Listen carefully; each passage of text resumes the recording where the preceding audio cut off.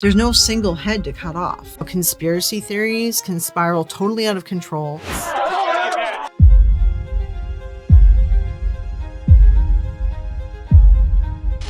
Last year, the FBI labeled the movement a potential domestic terror threat. If they start thinking they need to bring about this doomsday, imagine what they could do.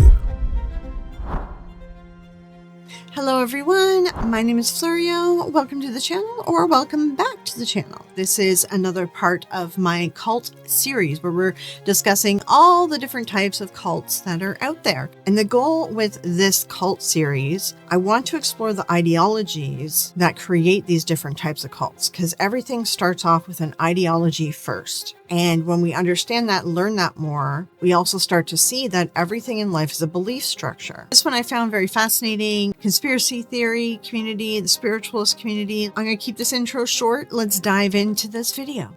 As with all my videos, please don't send any creators or any people any hate. Also, everything I say is my opinion, and we're here learning together. Cultic Milieu.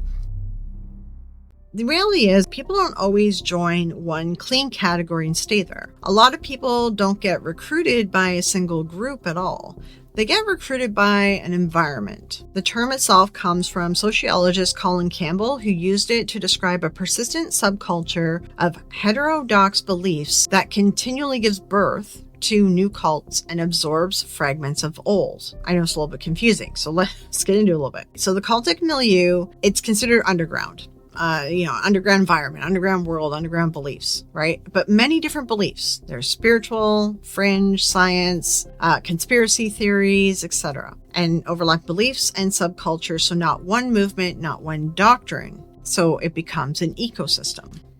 It's less like joining a club, and more like a soup bowl of like different flavors. So to explain this some more, and we're going to get into it, what Colin Campbell was noticing, that fringe ideas, fringe theories, fringe beliefs were developing a habit or beginning to cross-pollinate with each other, essentially. They were kind of like these underground ideas, which is enticing to humankind. It's interesting because what ends up happening is this has hit the communities like the UFO community, the flat earth community, the conspiracy theory community, and then they end up joining forces. And especially nowadays, it's very prevalent that they have become sort of one big melting pot. To keep in mind too, and trigger warning and whatever with all this, a lot of this does relate back into anti-Semitism and racism and different things like that. Ideas kind of left over from World War II. And actually, I did find this clip. It's kind of interesting. There's this book called A Culture of Conspiracy, and this fellow Michael Barkin, he ended up researching this stuff, and he found that there were a lot of books written by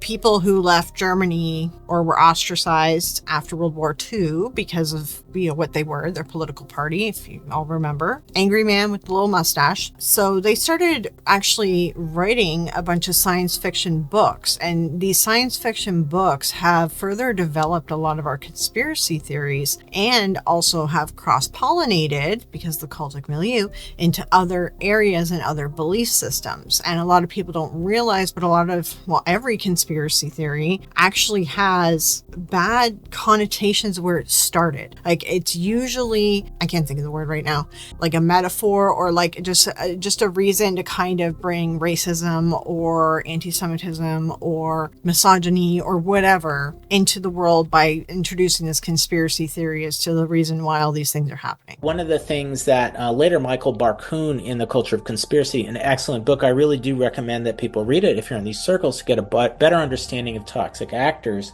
that he was looking at, for example, how anti-Semitism got into UFO circles in the post-war United States, which is really weird if you think about it.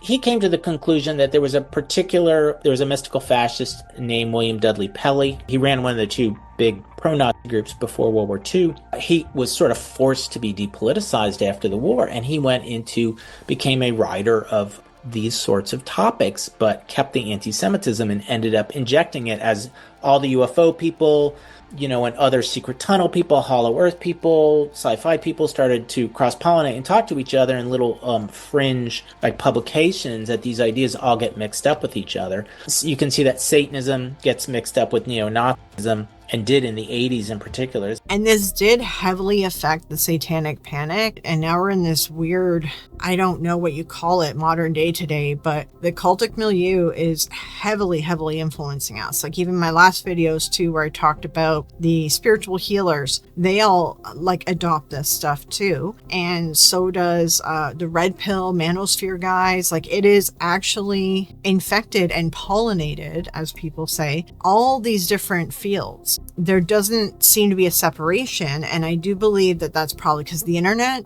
has combined everything together. That's what I've noticed anyway. And I'm only going to say this hopefully once. I did say this in some comments in my last video when we talked about Teal Swan and the Satanic Panic. Please be aware there's a difference between the Satanic Panic that accused innocent people like daycare workers, goth kids, people that play D&D. They were innocent. They were not doing these satanic practices. It was a panic that was created. They can trace it all back to one therapist, actually in Canada here, and him doing hypnotism and essentially implanting memories. So anyway, I did a video on Satanic Panic. You can check it out. And hold your comments about the Epstein files and Satanists. I've done a lot of research on that, and it'll come up when we get into QAnon.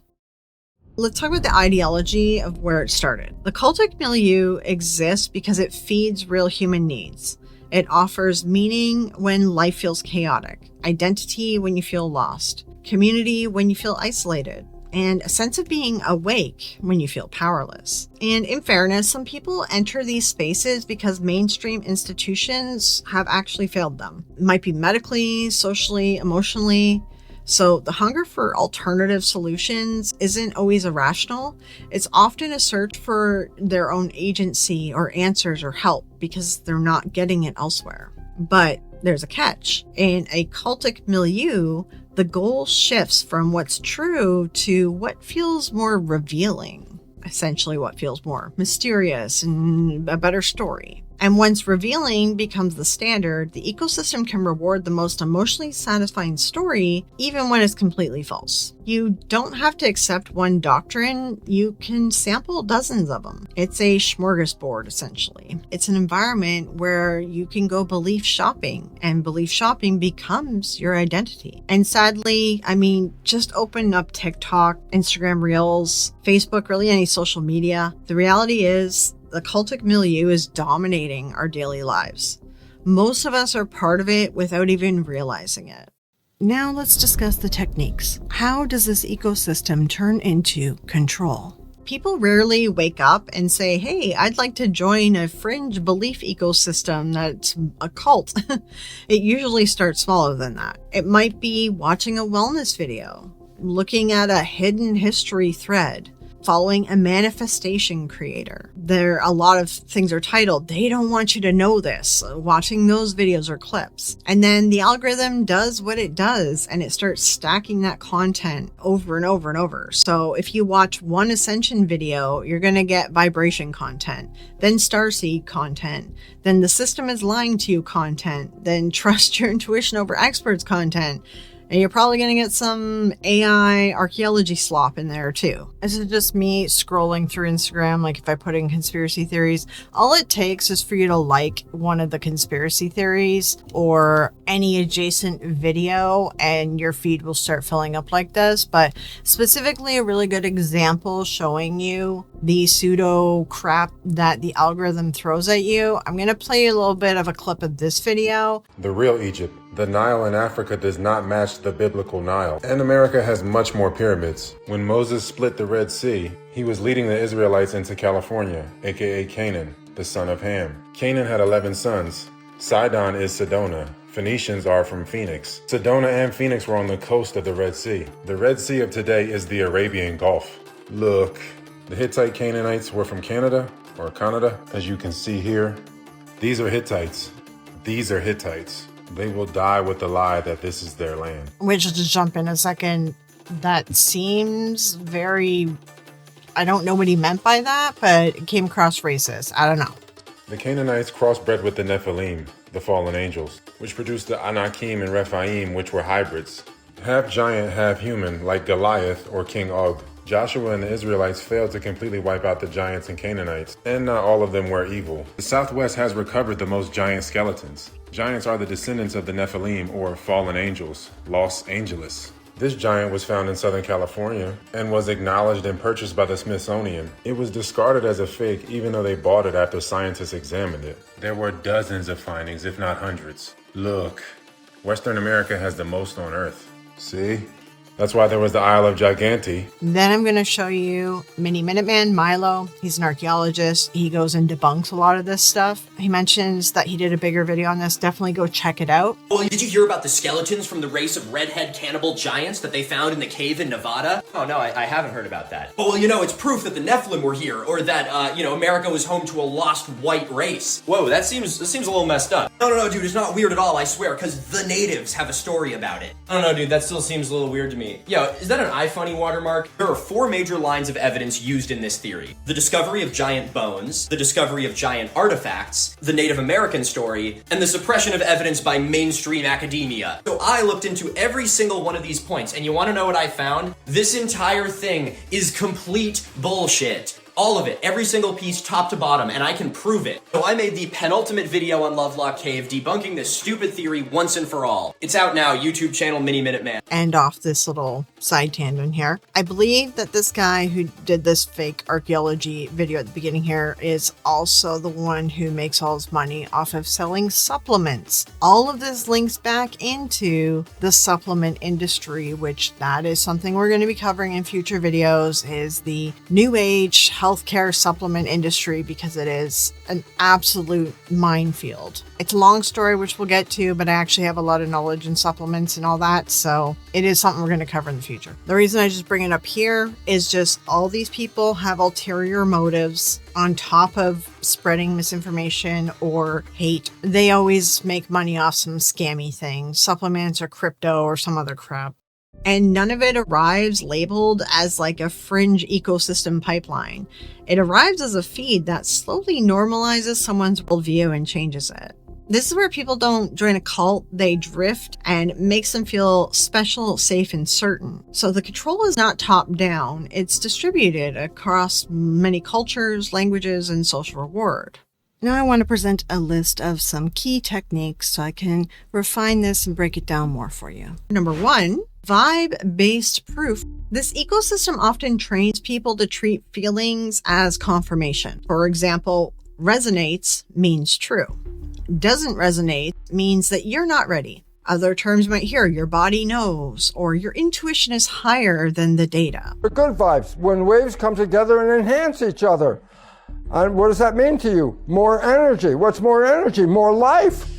So your biology is always looking for what enhances my vibration. Things that are in harmony with me, in phase with me. Notice the name and that they're selling courses and membership. So always be aware that this is a money-making opportunity. And this is someone literally random I just pulled off TikTok. I've never seen this before. There's just so many of them is my point. There's so many of them. They're everywhere. So skepticism isn't framed as caution, it's framed as spiritual immaturity. Like you just haven't risen to that level yet. And we see this a lot in a lot of the psychic debunking and busting videos, to be honest. If I have time, I'll try to find them, but there's a lot of people who will leave a comment underneath my my psychic debunking videos, and they'll say, oh, you just haven't risen to that level yet, and you're spiritually immature. Like literally, they will leave these comments. All right, number 2, skepticism becomes a moral flaw. Instead of we disagree or disagreeing with something, it becomes you're low vibration, you're asleep, you're not awake to the truth. You're pre-programmed or you're being programmed or you're projecting your issues. Again, you see this a lot when we do a lot of debunking in the paranormal and psychic industry. This isn't debate. This is just a shield. You know, when people throw up a shield so that they don't have to question their belief system and structure, it's a problem. Number 3, there's the micro guru economy, and this is pretty big. Authority is fragmented. You don't have to have one leader It can be many, and you'll often find in this system, you'll see the coaches, the health and wellness coaches, the spirituality coaches. You have your healers, spiritual healers, psychic channelers. Then you have your truth commentators. They just spread AI slop and conspiracy theories. Then you have your trauma influencers, which is a thing, sadly. Ask your spirit guide these 3 questions. Let's talk about the connection between spiritual. I wanted to share the story. 7 signs you're a healer and you might not even know it.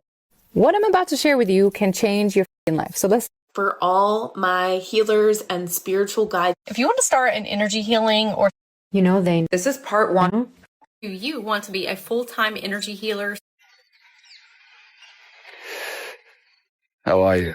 Again, I don't follow these people. I just searched spiritual coach in TikTok. Each one can offer a little doorway, like they offer a course, a membership, a private group, or a healing session. They're trying to sell you on something more, but they make you feel real special. This is the reason that this ecosystem survives, because if one figure collapses, they don't leave the system. They just migrate to another guru. Because individual cults can be temporary, but the broader milieu, it persists no matter who comes in and out of it. Number 4, bricolage, which is a mix and match of belief.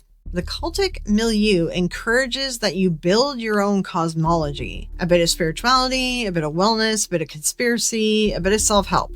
I want you to mix and match. That flexibility makes it harder to challenge people because there's no single claim to debunk. It's an entire atmosphere. It's a lot of stuff. And there are a lot of us out there trying to debunk this stuff. All right, number 5, conspiracy spirituality overlap pipeline. This is a term coined conspirituality. And they created this term. They use it to describe the overlap between New Age spirituality and conspiracy thinking. It's huge.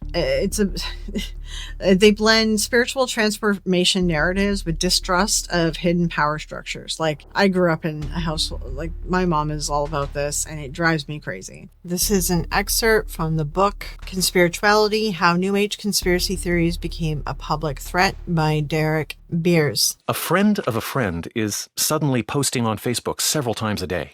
The mood is a strange blend of terror, belligerence, and sanctimony. She isn't scared of a little virus like COVID. Fear of the virus is more dangerous than the virus itself, she says.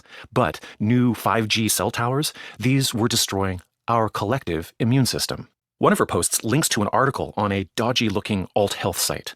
You click through, but then bounce when you see links in the margins to articles about vaccines and autism and cilantro curing cancer. The comments in her feed are a dogpile of agitated folks overusing phrases that ping-pong between ominous and ecstatic. The agenda of powers that be, and everything is unfolding according to source. Spirituality gives meaning and identity. Conspiracy gives villains an urgency. Together they form this self-sealing, self-healing moral universe. And it gets real out of control real fast, especially with short-form content nowadays. We're going to delve deeper into conspirituality as its own case study. So we'll just briefly put it aside for a second. Let's talk about the consequences of becoming stuck inside a cultic milieu. It's slower. Reality drifts. People, they eventually lose trust in reliable information. They lose trust in relationships with family and friends who don't share their same worldview, which is the sad reality of a lot of this stuff. A lot of them lose a ton of money to endless courses, paid healing products, constant coaching. And they lose a lot of stability because their worldview keeps escalating and changing, and, because it's a constantly changing environment. It's not great. Because the ecosystem is modular, it can keep someone in a loop for years.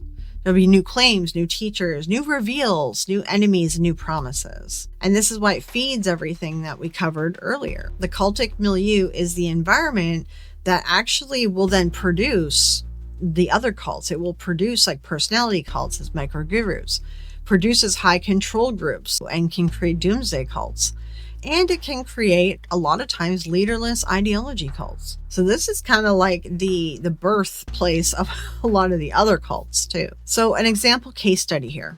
We're going to do a little bit of a change to the case studies in this video. So when I first recorded these videos, I just did little tiny case studies, but as I was editing, I wanted to build them out more, and I think everyone's been more receptive to that. I ended up choosing starseeds for this one, and I've already done a very lengthy video on starseeds. However, I'm going to leave this little case study in here because I do link it to the Cultic milieu, like the specific itemized things that we went over. So it's kind of like applying the knowledge, and I think that it's helpful to do that. But really, what I want to get into is sort of the conspirituality, the cultic milieu, all the online stuff led to QAnon, and different groups like that have caused like a lot of panic and fear and distrust in today's modern day. But to truly get there, we need to discuss leaderless cults, which is the next chapter in my cult series. So I'm going to combine that in this video. So the plan is, let's do the brief Starseeds case study. Then I want to revisit conspirituality, as I did record an add-on to that. Then we're going to do the next chapter, leaderless cults, in the same video here. Then we'll get into QAnon. And I also want to discuss a contrasting case study of Anonymous. This is going to be a video of like a combination of everything, because the way that I have seen this play out is it is all these things kind of combined to create like a perfect storm to put us where we are now. And the internet plays a huge role in all this, by the way, too, because it's a lot easier for everyone to communicate all this stuff, and a lot of misinformation is spread, especially on social media. All right, let's get into my little brief summary of Starseeds, and then we'll get into all the other stuff, which I find very fascinating, and I think that you will too.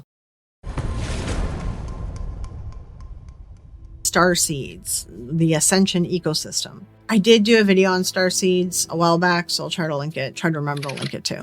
Essentially, alien people. Starseeds, or star people, are said to be souls from other planets or dimensions who have incarnated themselves into human bodies on Earth. The idea exploded in the 1970s, but the groundwork was laid before that. In 1950, occultist William Dudley Pelley wrote Star Guests, and William is another author who heavily supported the Germany dictator Adolf Hitler during the Great Depression and the Second World War, and one of the important figures of the radical right movement in the 20th century. His ideas would end up being written in science fiction novels, as are other things as well. There was other writers of different anti-Semitic views, misogyny views. There's even a writer later on too that's wrote some stuff that relates back to the Epstein files. That's a whole other can of worms. But they write these books as sci-fi novels, and then the UFO community ends up eventually accepting some of their ideas as a conspiracy theory, not realizing that that conspiracy theory is just supporting these radical views. But the idea of Starseeds really exploded with Brad Steiger, a paranormal author who truly put the concept on the map with his book Gods of Aquarius in 1976. Brad claimed that people with certain personality traits or physical features might actually be alien souls, here to guide Earth through a spiritual transformation. Over his lifetime, he wrote over 170 books on everything from ghosts to Atlantis to celebrity reincarnations.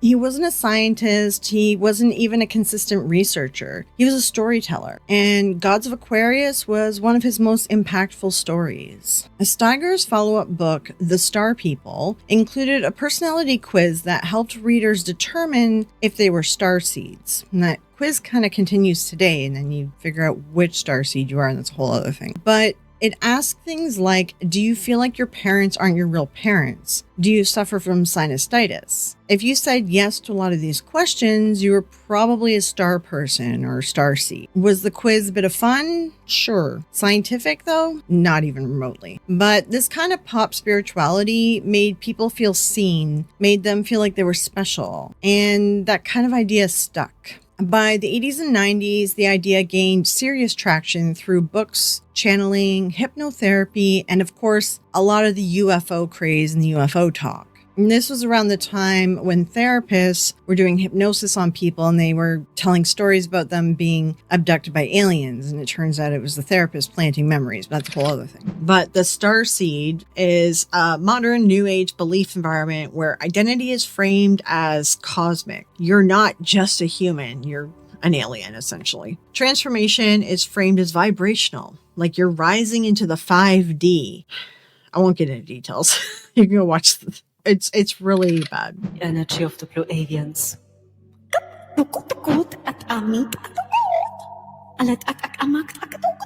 Is her channeling the Great Council. We are here. We are very happy to be here. Yes, indeed, dear one. Yes, we are here. Yes, we do have a message for you and your community in the world. There will be a shift that will happen on your planet. The frequencies of your world will shift dynamically. We implore you now. Understand you are in control of your individual experience. They are residents of higher dimensions that specifically incarnated into a human physical experience with the intention to help raise the collective consciousness of humanity. Again, this was born out of a book written by an anti-Semite who supported the Nazis. So right there, we're talking about a master race who knows better and who will take over and make humanity go a certain way. It all links back into this master race stuff. And when you look at Starseeds, there's like the higher sort of end race is the light skin, blue eyes, light hair kind of race. So it is very racist. Be other variants of consciousnness and other realms of being would inhabit other than strictly the third dimensional Earth school. People call it light codes or light language. So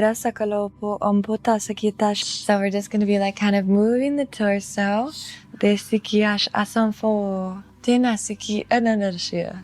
Dwashasan. Dish. Let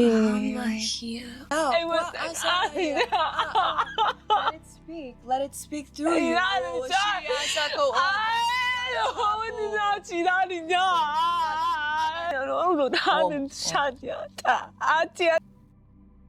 This is a cult intake. Like this is what cult stuff looks like. Skepticism also is often reframed as low vibration or spiritual blockage. It spreads as an ecosystem of creators rather than one centralized group. While there are some creators who have started their own cults out of it, and there are cult leaders who are taking advantage of it, Starseeds itself is more of a bigger group, and people don't recognize they're in a cult because they aren't seeing a leader. So what's the setup look like with this? It's usually comforting. You've always felt different, misunderstood, too sensitive, too aware. And instead of treating that as pain or uncertainty, they reframe it as destiny. And you may have seen some commercials about this, like through online. They'll be like, you're a starseed. You're here for a mission. You're here to help save humanity. You came to Earth to help humans ascend into the 5D or whatever bullcrap that they're pulling, you know? This here is one of their advertisements, and I thought it looked really culty, or had culty vibes. My interest was piqued. Only 1.2% of humanity is starseeds. Are you one of us? Take test.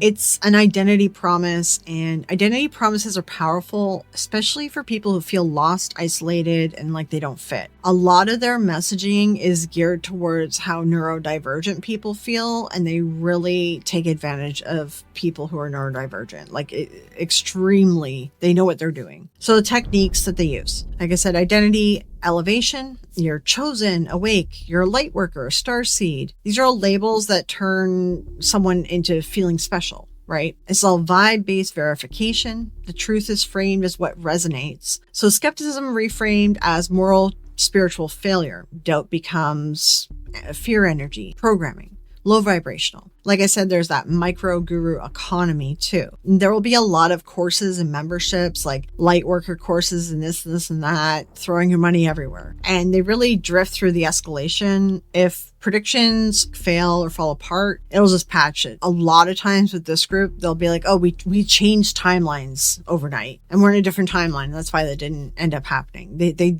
did a lot. So consequences of this the Starseeds. Like I said, you don't really get a single leader. It's more of like you get pulled in by the community. And people end up building their whole identity around this. Their relationships strain with family, friends, everything. Disagreement is all about negativity, and they don't want negativity in their life. And all this is often monetized. They end up losing a lot of money through this. The risk isn't people believing weird things. The risk is that the ecosystem can make people harder to ground to reality, harder to reach, and easier to exploit. So like I said, that's really brief. You can go check out my bigger video where I get into a little bit of stuff. And Starseeds gets a little bit silly too, so we do make some jokes there. But now let's circle back into conspirituality, because I do want to discuss that in more detail, because conspirituality really is the sort of glue that's brought everything together, or keeping everything together, maybe like a magnet, I guess, maybe in this metaphor. Anyway, let's talk about conspirituality, and you'll see how it kind of brings everything full circle at the end. Conspirituality, like I said, is the blend of New Age spirituality with conspiracy thinking. It's a hybrid worldview that turns the distrust of the system into a spiritual mission instead. I'm trying to find some good examples. It kind of exists in many different areas, like QAnon and stuff, these like podcasters, right-wing podcasts. It's also in manosphere stuff. Even if you look at like the spiritual side, right, Teal Swan, it talks about it here too. She talks about the system and conspiracy theories as well. And I know like Donna Serafina, I know I just did a video on her, but I have watched some of her other stuff, and she's very conspiracy theory oriented, and a lot of psychics are now doing this conspiracy theory stuff too. I did find a reel from the guy who wrote the book Conspirituality, so I'm going to play that. It's a little bit long, so I'll see if I can speed it up, or how it sounds speed it up. I think it's difficult to show you guys what I have personally been witnessing, because I've been in this my whole life, and I witnessed a change with all this. And this whole video here, what we're going to discuss, this is everything that I have been part of my life, and I have witnessed this change into this weird conspiracy theory stuff taking over this side of things, the spirituality stuff. Hopefully that makes sense. It's kind of hard to summarize everything in one good example. There's three things that I think we don't talk about enough in terms of what is underneath the appeal of cultish spiritual groups, conspiracy theories, and pseudoscience charlatanry. Hey, I'm Julian Walker, and a lot of my work for this podcast and this book focuses on the history of how all of this stuff repeats itself. And it repeats itself because of certain vulnerabilities that all, or if not all, most human beings have. Stick around, because you may be surprised by the third one. Now, the first is spiritual bypass. This is a term that was coined by John Welwood and Jack Kornfield and others back in the 80s and the 90s, and it refers to how we tend to use spiritual beliefs and practices as a way to try to bypass our humanity and everything we can't tolerate about reality. Now, this includes the out-of-control nature of suffering and trauma and emotional vulnerability. But more healthy forms of spirituality teach us to manage these realities in humble, realistic, and compassionate ways. So the second one is uncertainty. What cultish beliefs, oversimplified metaphysics, and even conspiracy theories give us is a fake sense of certainty about life and about what it all ultimately means. But healthier forms of spirituality and ways of engaging with trying to understand the world encourage us being able to tolerate the unknown as actually the place where real learning happens. But that's hard to do if the belief system and the guru figure that's being sold to you claims to already have all of the answers. So number three, this is the big one, death. Central to so much human suffering, delusion, manipulation, and massively lucrative false belief systems that control so many people is the illusion that you can somehow transcend death through a special get-out-of-jail-free card that somehow gives you supernatural specialness. This is a tough one for many of us, but realizing that all of it is a big lie is one of the most liberating spiritual moments in my life. And on the other side of it, there is this powerful freedom in just accepting death and therefore wanting to live life more fully. The term was popularized academically by Charlotte Ward and David Voss? I might be saying that wrong, to describe a growing online movement where conspiracy narratives and spiritual transformation narratives, they reinforce each other, creating a self-sealing environment. And this has become extremely popular in the years, and we're going to be seeing more and more of this. QAnon really added on to this. So they describe this as really a web-based movement fed by disillusionment and alternative worldviews. And it really has taken off more on the internet than anything. So what is the ideology that gets people in? So like the good idea behind it all starts with needs that are real and relatable. People want meaning. They want healing, agency. They want a sense of safety in a very chaotic world. New Age spirituality can offer this personal transformation. It also offers community. Also, you can take control of your own self. Then conspiracy thinking offers certainty in villains and an explanation for why things feel broken. So this makes it especially powerful as it doesn't ask you to choose spiritual or political suspicion. Instead, it's offering both. It says like you are awakening or they're lying to you. So it's like a combination. It hits on many levels.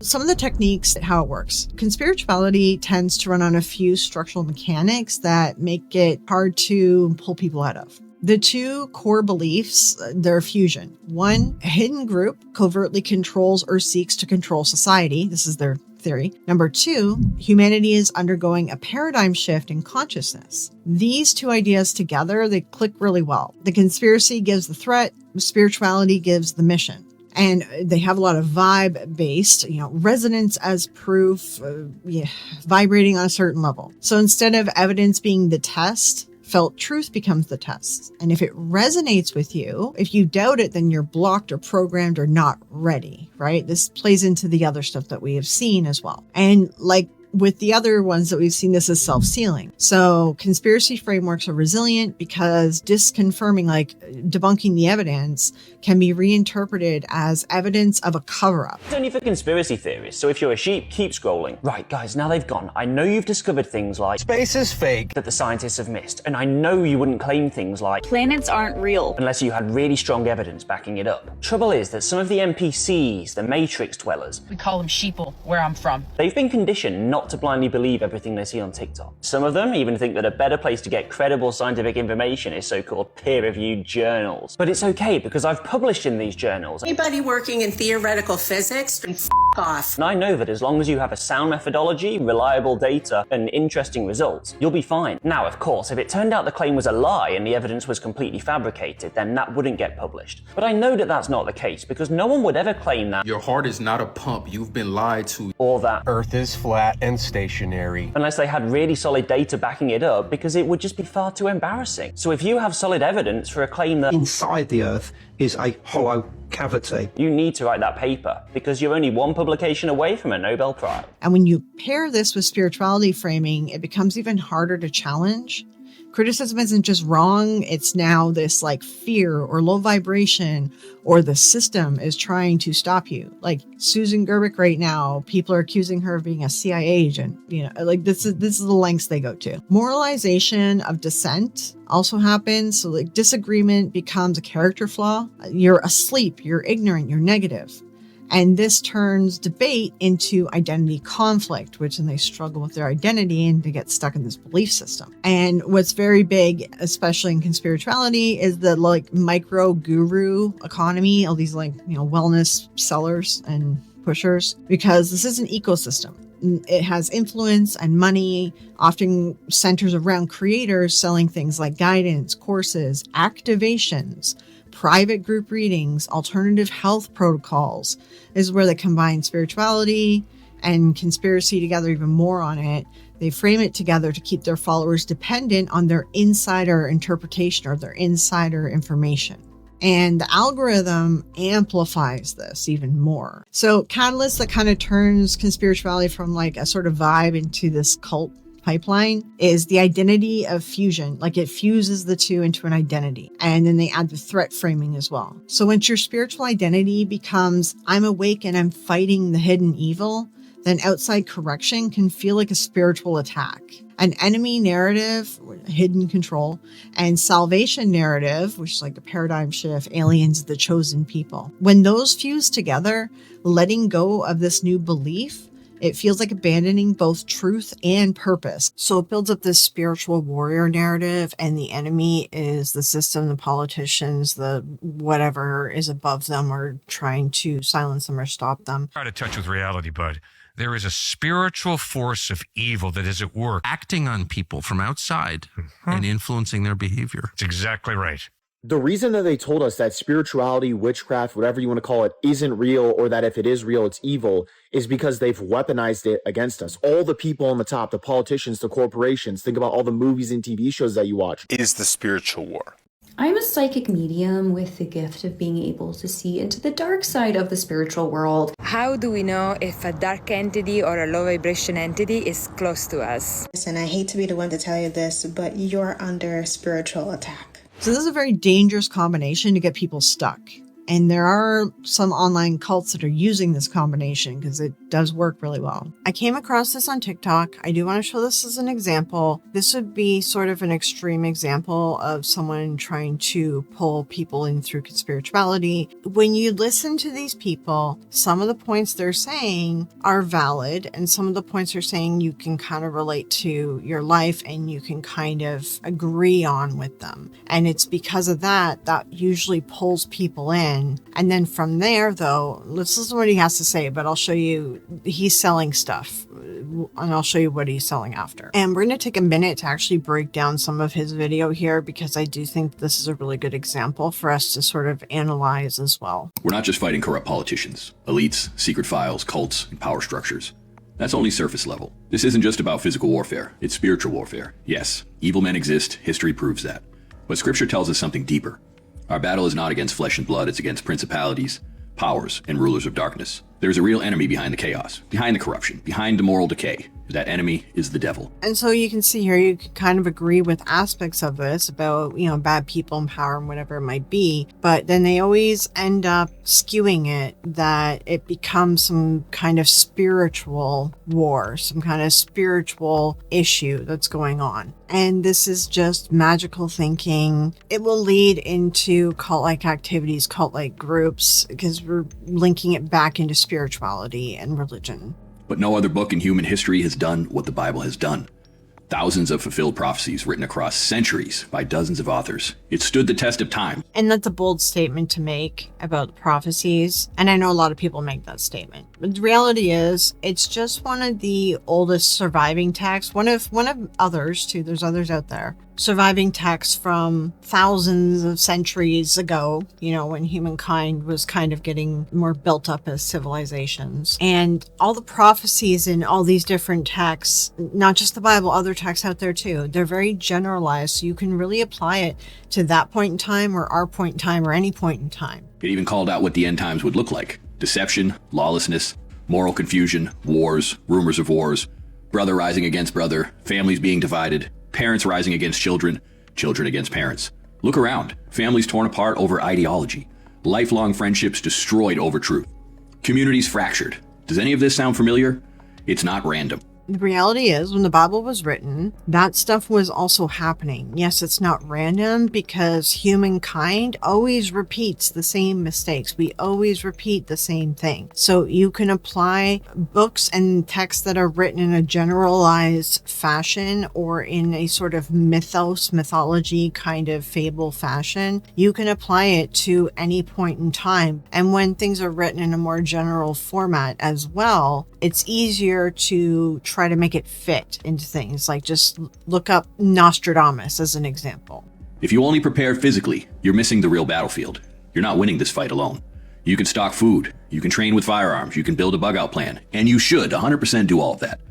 But if your spirit is weak and your faith is absent, if you don't understand the spiritual war that's happening around you, you are unprepared where it matters most. Evil doesn't just attack systems, it attacks souls, families, children, and truth itself. And then right there, he includes a sort of fear tactic, like you're going to lose your soul, your family's going to fall apart, children are going to get hurt. Always, they use these like extremes and things. All the time, these people like this bring in children. It's weird. But I think you can kind of get a feel for this, where this is headed. He does seem to be like a prepper, which is fine, but he's adding the religious and spiritual crap to it. This definitely has the makings of a cult. In my opinion, of course, like all my videos are my opinion. We do research together, we learn together, we develop opinions. Train your body, sharpen your mind, but armor your spirit, because the ultimate fight isn't just against evil men. It's against evil itself. Okay, so now we look at his account. We can see that he has a survival training academy and he's selling courses on survival training. We click on his link and we can see all the different stuff that you can download, buy, etc. And there's some of the courses that he's selling. And of course, he has this all in a podcast. They always have podcasts. And then here's his website. You can buy books, subscriptions. There's also advertising on his site too. So I guess he gets paid for advertising or affiliate links there. That's a landing page. It's a typical funnel sales landing page. So the important thing to remember with this stuff is these people are always trying to sell something. Like this isn't someone who's just talking and vlogging and getting something off their chest. It's always someone trying to sell something. And when you have this kind of rhetoric, this definitely has the feel of a setup of a cult. I don't know how many people is following him. At the bottom of his website, I just see here now, there's something called like Safe Church, Strong Church, 9 Pillars of Preparedness. There's a lot of religion here. If this guy happens to be a cult leader, I would not be surprised because this looks like a typical kind of setup. All right, this is just some random example I happened upon while editing, but let's continue on to discuss the consequences of conspirituality. The consequences of all this stuff, like the consequence of getting stuck in conspirituality, it's not only weird beliefs. The bigger issue is a reality drift and relationship breakdown. People can become harder to reach because their worldview is designed to interpret skepticism as proof that they're right. And because conspirituality spreads as an ecosystem, it can act as a feeder system into other movements. It'll pull people from general wellness, spirituality interests into deeper conspiracy subcultures through identity, community reinforcement, and the algorithm, of course. In the end, conspirituality is when conspiracy becomes a spiritual identity. So doubt isn't disagreement, it's a betrayal of their new awakening. So to bring this all back into social media, this is where the algorithm is basically the priesthood. It decides what rises, what repeats, what feels normal. So social media rewards the exact ingredients that make the milieu thrive: certainty, identity, fear, secret knowledge, and moral drama. In the cultic milieu, the algorithm doesn't just recommend content, it recommends a whole new reality. Now that you understand what the cultic milieu is, let's take a look deeper into leaderless cults, as it's usually linked in with a lot of this conspirituality and part of the cultic milieu in any of these online sort of cults. So we need to understand some of the leaderless stuff to understand QAnon and Anonymous, which we're going to be reviewing in the final case study. Leaderless cults. Now, people hear leaderless and they assume that means it's safe. No leader, no compound, no membership card, no one to hurt us, right? So it can't be a cult, but not exactly. There are plenty, actually, of these leaderless cults out there. A leaderless cult is driven by a shared, abstract, or decentralized set of ideas. The doctrine becomes the leader, and the crowd enforces it. Leaderlessness used to be a limitation, but now it's a feature. Platforms let movements scale through stories, shared symbols, shared enemies, without anyone having to sit at the top. So how does this ideology shift into control that is required to become a cult? A reminder again with this terminology, an ideology is a framework, something that you can argue with, something you can refine, something reality can correct as well. But cult-like ideology is different. It turns into a sacred identity system where the point is no longer, is this true? The point becomes, are you loyal? And this is the important nuance, because when we look at leaderless movements, it often starts with something that sounds reasonable on the surface. Things like, oh, don't trust powerful institutions. Think for yourself. Don't be a sheep. Ask questions. These aren't inherently cultic statements or ideas. Today, a different kind of threat is driving people to search for new sources of meaning. People don't necessarily have a built-in community, be it at the level of family, at the level of church, at the level of neighborhood. As fewer people identify with organized religion and the communal gathering spaces they offer, virtual communities are helping to fill that void. Leaderlessness isn't really the question here. The question is whether the belief system allows for reality to correct itself. When the movement trains you to treat doubt as betrayal, that's when we start getting into cult territory. So let's talk about the techniques. How do they build control without a leader? The control doesn't require one person. The control is distributed. They recruit with curiosity and questioning an idea. Then you get pulled into spaces where the story is bigger, deeper, and more urgent, more hidden, more dangerous. Thrill of mystery even. The most compelling story often wins over the most accurate one. If you're lonely, overwhelmed, anxious, or just trying to make sense of the chaotic world, a leaderless movement can feel like relief, a community that gets it. We are finding statistically small, but personally huge groups of like-minded individuals who will reinforce us and reinforce who we are. Just because they don't have physical spaces does not make these modern-day cults any less potent. These online cults do give people who believe themselves to be disaffected or alienated from the dominant culture an alternate narrative, an alternate script to follow. Let's dial this into the list of techniques commonly used for control here. Number 1, participatory myth-making. Instead of the leader telling you the truth, the community builds the truth together. You don't just consume the story, you contribute to it. And that makes it stickier because you're invested now. If you're just in your room with no social connections, you're able to, because of the sheer size of the internet, find a community for almost anything. And that sense of reinforcement can be really, really powerful. Number 2, crowdsourced authority. In a leaderless system, authority goes to whoever is most confident, most viral, best at connecting the dots, and even the best storyteller. So influence becomes a popularity contest disguised as truth-seeking. And a lot of online spaces, like message boards, can create a cult-like community without a need for a leader at all. These alternate movements, they provide answers and they provide a home. They provide someone to listen to them.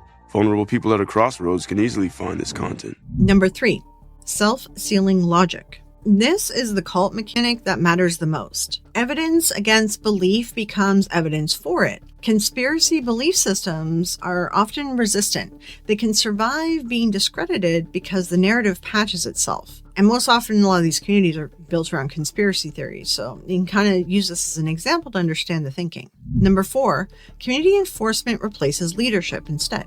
There's no leader issuing punishments, but the crowd will still do it, driving people out of the group for asking the wrong questions. This leaves people scared of being kicked out and leaves them compliant. They all use the same methods of control, and they're all incredibly hard to escape. It's hard to leave a cult because it's your whole world. The idea of leaving the cult and going into that world is very terrifying. Number 5, the platform becomes the funnel for it all.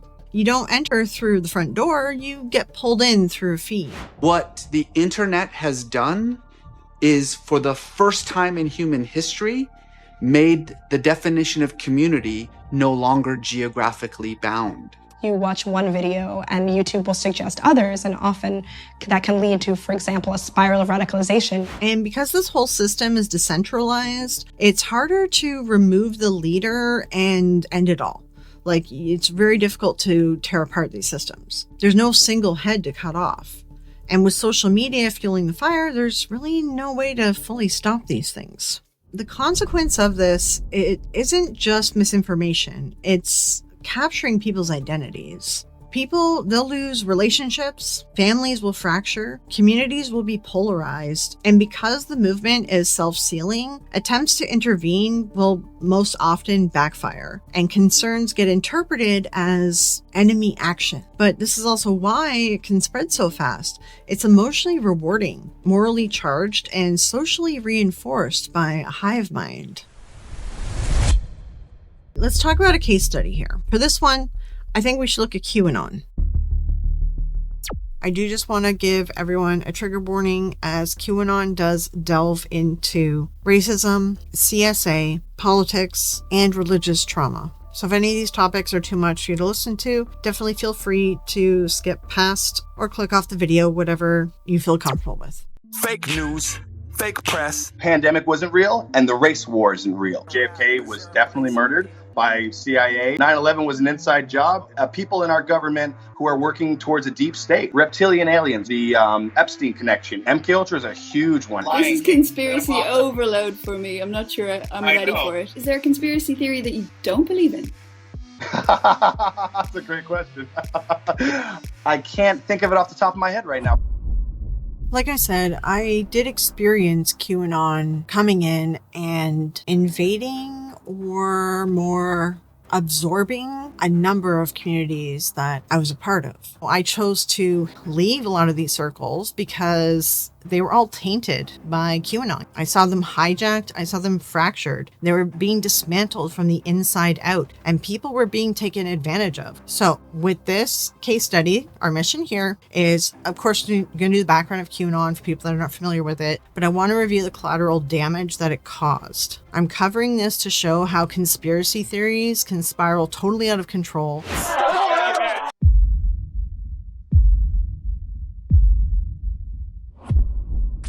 Last year, the FBI labeled the movement a potential domestic terror threat. She's accused of plotting to kidnap her son back from Child Protective Services, along with armed help from the pro-Trump QAnon conspiracy theorists. A California man who subscribed to the QAnon beliefs has been arrested and charged for brutally killing his 2 young children. And this was his explanation of the reasons why. He said that he had been enlightened by the extremist group QAnon and the Illuminati, both baseless theories that claim secret elites are maliciously controlling national and world affairs from the shadows. He had received visions and signs revealing that his wife had, quote, possessed serpent DNA. And while, yes, billionaires do control our entire world and our lives, it's the paranoia that QAnon added to this, and it's the extra conspiracy theories that cause things to spiral to a level of psychosis. I had a really close bond with my mom, and I just can't believe that she's not here. Rebecca says her father had never been physically violent, but his behavior started spiraling about 2 years ago. He became a different person after 2020 when Trump lost. She says he started getting more agitated at normal things, and that he often found a way to bring up conspiracy theories about the vaccine, 5G, and electromagnetic fields. There are many more victims than I have the time to show today. Just be aware that there is a lot of bloodshed on the hands of this conspiracy, in my opinion, cult. So QAnon is a modern example of a leaderless cult. QAnon technically started with a leader, but he was very much in the shadows, and he spoke sort of in riddles like Nostradamus, so it wasn't really so much a leader as it was just a focal point for people to create their own mythos out of. QAnon began by presenting cryptic claims that suggested insiders were revealing hidden truth. The interesting evolution of this is it merged with all the other conspiracy communities and reframed them as all connected together, part of the whole big grand story. So it didn't have to recruit new people, it just recruited communities that already existed. QAnon is the perfect example for conspirituality. Even still to this day, they are all intertwined. We can't discuss conspiracy theories and how we got to where we are now without talking about QAnon. Let's begin first with what exactly the belief of QAnon is, or at least the belief that they started with. I'm going to be explaining their belief as a high level here, because then I want to get into some disclaimers, and we're going to be debunking satanic claims from the Epstein files, because trust me, it will end up in the comments if I do not address it in this video, and there's a lot to say about it, as it keeps coming up in my other videos too. Then we're going to wind it back, and we'll go chronologically through the history of QAnon from conception to present day. This is a long story and obviously complicated because of all the conspiracy files, so grab a snack and a drink and let's jump into it.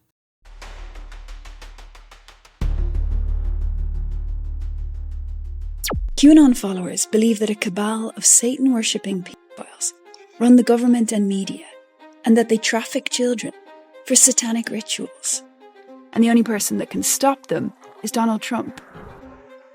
This cabal, why do they run the world, right? Well, because they want to drain children's blood to stay alive forever in satanic ritual. And then the second part of QAnon is that the military recruited Donald Trump to run for president and basically said, we're sick of this cabal, only Donald Trump can take them on. And that someday there's going to come a moment called the storm, when Donald Trump is going to arrest all of his enemies, and if you're a QAnon believer, your enemies, everyone from Barack Obama and Hillary Clinton to Tom Hanks and Oprah, and execute them at Guantanamo Bay. And then for everyone else, there's going to be a sort of utopia after that. Over time, QAnon became less like one theory and more like a conspiracy umbrella. And it pulled in all the adjacent beliefs and online subcultures as well. And what QAnon is just an amalgamation of all of the greatest conspiracy theories thrown into one big belief. Where we go one, we go all. Where we go one, we go all.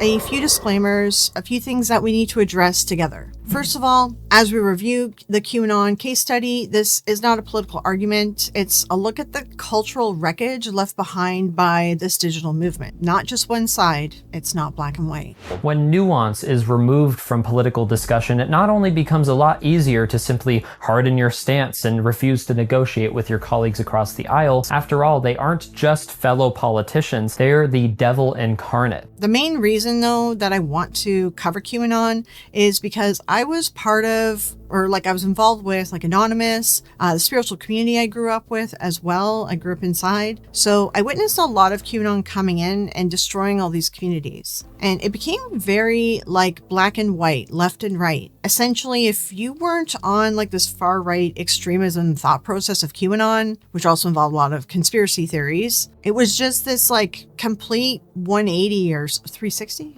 All these people who I always thought were very intelligent people, very down to earth people, they're suddenly believing all this really crazy stuff, which QAnon gets into lizard people and, aliens running the government and all the other stuff, flat earth, all that. It's not just about billionaires. It's not just about children. It's not just about the deep state. It encompasses everything now. So it really did quite a number on destroying a lot of these online communities. Now, before we get deeper into the QAnon world, we first need to discuss satanic claims and cannibal claims, whether it's part of QAnon, Epstein files, satanic panic, whatever. This is a recurring theme in human history.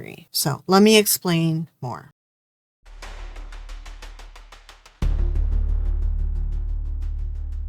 As I mentioned previously, with the difference between the Satanic Panic and the Epstein files, again, QAnon and the Epstein files are also different as well. The Epstein case is a documented criminal reality, and QAnon is a speculative narrative that uses real-world corruption for its fictional beliefs. But the whole idea of it being satanic, ritual abuse, and drinking their blood, it's not a new idea. Satanic Panic didn't get it from Epstein. QAnon didn't get it from Epstein. This goes back to the blood libel, the original Save the Children propaganda from centuries ago. So the blood libel is a literally medieval anti-Semitic conspiracy theory, and it was this idea that powerful groups of Jews were meeting in secret late at night to ritualistically abuse children and extract their blood to use it in matzah. The blood libel evolved into this idea that Jews were using these secret occult rituals to control the world. So the Protocols of the Elders of Zion is a forgery that was produced in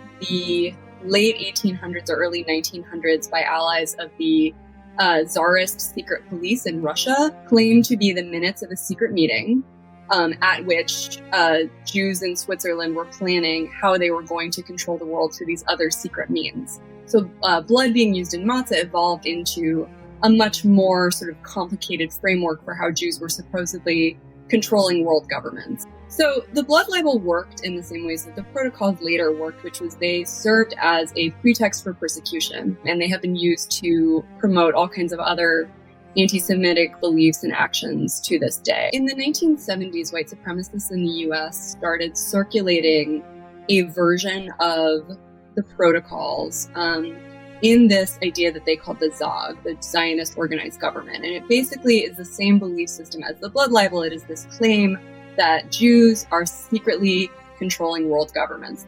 What we see in QAnon is a little bit different, but it is also the same. It takes elements of the blood libel, it takes elements of the protocols, it takes even elements of the ZOG, and it sort of compresses them together into this kind of conspiracy theory, where even if it's not overtly anti-Semitic on its surface, it is very much deeply rooted in the history of anti-Semitic conspiracy theories. Is that they served as a pretext for genocide, they served as a pretext for violence. So the concern is whether or not we realize it, it leads to a demonization of our political opponents, and it leads us to a pretext for individual violence, which is something that we've seen over and over again connected to QAnon. People thinking that they are justified or obligated to commit individual acts of violence or domestic terror because they believe that they are confronting this cabal.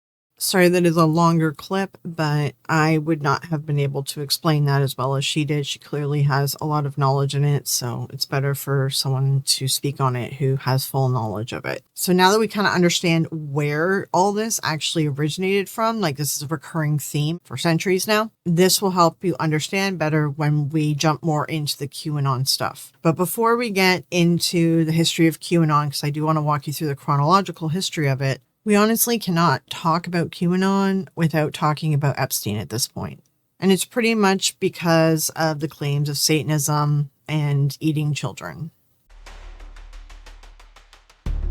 As many of you know, the assault and abuse of women is a very important topic to me. That being said, the fact that people are using the Epstein files and stuff that's not true to then turn around and say, see, they're all Satanists, they were all eating children, therefore QAnon is real, therefore the Satanic Panic is real. First of all, it's completely discounting what all the victims have been through. And second of all, it's actually incorrect. And I'm going to debunk it for you in a second here. But I just want to remind people that there are real victims behind this, and concentrating on the Satanist claims and eating children claims that this stuff isn't even in the files. Concentrating on that is taking away from us holding the perpetrators responsible. If we spend all our time talking about magical claims that can be easily debunked, we're not talking about the victims. We're not talking about the fact that no lawmaker is willing to hold people responsible. And that's probably because there's people on both left and right. There's tons of politicians in the damn files. When people turn the files into just conspiracy theories or a way to confirm a conspiracy theory, it really is like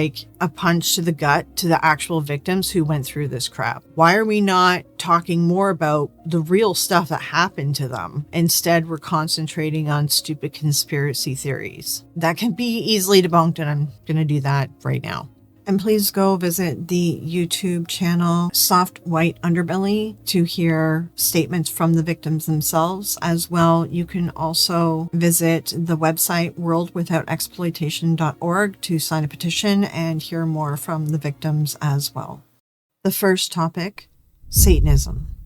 Briefly to start, it is important to point out people who truly practice satanic religions and beliefs, they do not sacrifice people and they do not eat people. Anyone who is doing that, they are just homicidal and they're using a scapegoat of Satan, just like other people use the scapegoat of God when they get caught murdering people too. Additionally, I know it's gross to bring up too, but some people have a proclivity to this stuff. I'm trying to think of the other word instead of the word that'll flash on the screen right now. But that doesn't mean that they're real Satanists. They're just acting out a fantasy. Could someone in this circle be a Satanist? Sure, always a possibility. I did search through the Epstein files to try to confirm these different stories. There is actually no evidence of any sort of satanic ritual or cannibalism mentioned in the Epstein files. And I tried to figure out, okay, where does this satanic stuff come from? And it all links back to Baal. Baal, for one, not satanic, not a demon, essentially an old deity that was turned into something bad, and because they wanted to condemn people that weren't following their religion. So they made up things about it. It's called propaganda. That being said, in the files, BAAL was an acronym for a bank account or like a trade, a securities trade. So we're at the Epstein library where you can search stuff for the Epstein files. You can see government website. All right, let's first look up the satanic stuff. So we look at Baal, we can see it's honestly just a code in a securities list. It's a rating. It was part of like a portfolio bank statement from JP Morgan. There is actually an agent that works at JP Morgan His initials are also Ball, or his name is Ball. And as well, we can see here there's Ball Insurance too. Again, this is just financial data. This isn't anything to do with any conversation they're having. These are financial reports from JP Morgan about securities, which is stocks, equity securities. You can go through all this, but you can see it's securities and bonds. I know some people are like, oh, that almost sounds like Satan. And we can see BBVA and Santander capital ratios. These are acronyms that are used. I used to work for a bank. These are acronyms used by the bank. So it's taking this name, Santander, and it's cutting it off because there's a character limit for this stuff. I mean, you can go through all this stuff. It's all just related to financial data. Considering that Epstein, the one thing he was good at was money and numbers, it's not surprising that there's a bunch of stock portfolio stuff linked in the Epstein files. Also, I do have a video on Ball and his history and why he got turned into a demon and so forth. You can check out my videos on demystifying demons. Right, and forgot to do one more thing too. We look up Satan. We can see here, there's actually, if I can find it again, they signed up for, there's a few things they show that they signed up for, like a joke email. Like he would get sent email jokes. So this is all just like stories, poems, things like that. Not even written by Jeffrey, just in here. Like this is just like a little jokey story. They're just newsletters. Like I've gone through these and I don't see anything that points to be like, oh yeah, you are Satanists. And then this one here, someone is accusing them of being like Satan.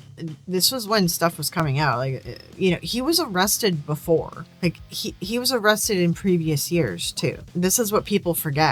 This is why QAnon attached itself so easily to this stuff. Well, we know who that is. But this is why QAnon attached itself so easily to this stuff, because Epstein was already being outed and there was already a ring being discussed. Just QAnon assumed that it was only liberals, but no, it's just crappy rich people. There was also a mention of occult blood test as well in the files. So that is an unfortunate name for something called a fecal occult blood test. It checks for hidden occult, which is hidden blood in stool. It's checking for cancer and inflammatory conditions. At best, any religious discussion in the files is actually linked to a friend of mine, Susan Gerbic, which I'm going to be showing the interview as well after this video. We'll be releasing her interview. But it's to do with Deepak Chopra essentially complaining that atheists are going to ruin their business and the world. And that's at best the only real religious discussion in the files. This also is another reason why you can't just turn around and be like, oh, Epstein files, that's why Satanic Panic is real. That's why QAnon is real. No, there isn't even any Satanist stuff in the files. Epstein, again, there's no blood drinking, there's no adrenochrome harvesting, there's no Satanism. That is just continued prejudice from the blood libel. As well, people also need to learn to differentiate between the Satanic Panic and any mention of Satanism in modern day. Like, even if there was Satanism in these files, it doesn't mean that Epstein is linked to the Satanic Panic. There's been no link to any of the stuff from the Satanic Panic, because Satanic Panic went after daycare workers, goth kids, people who played D&D. Also, I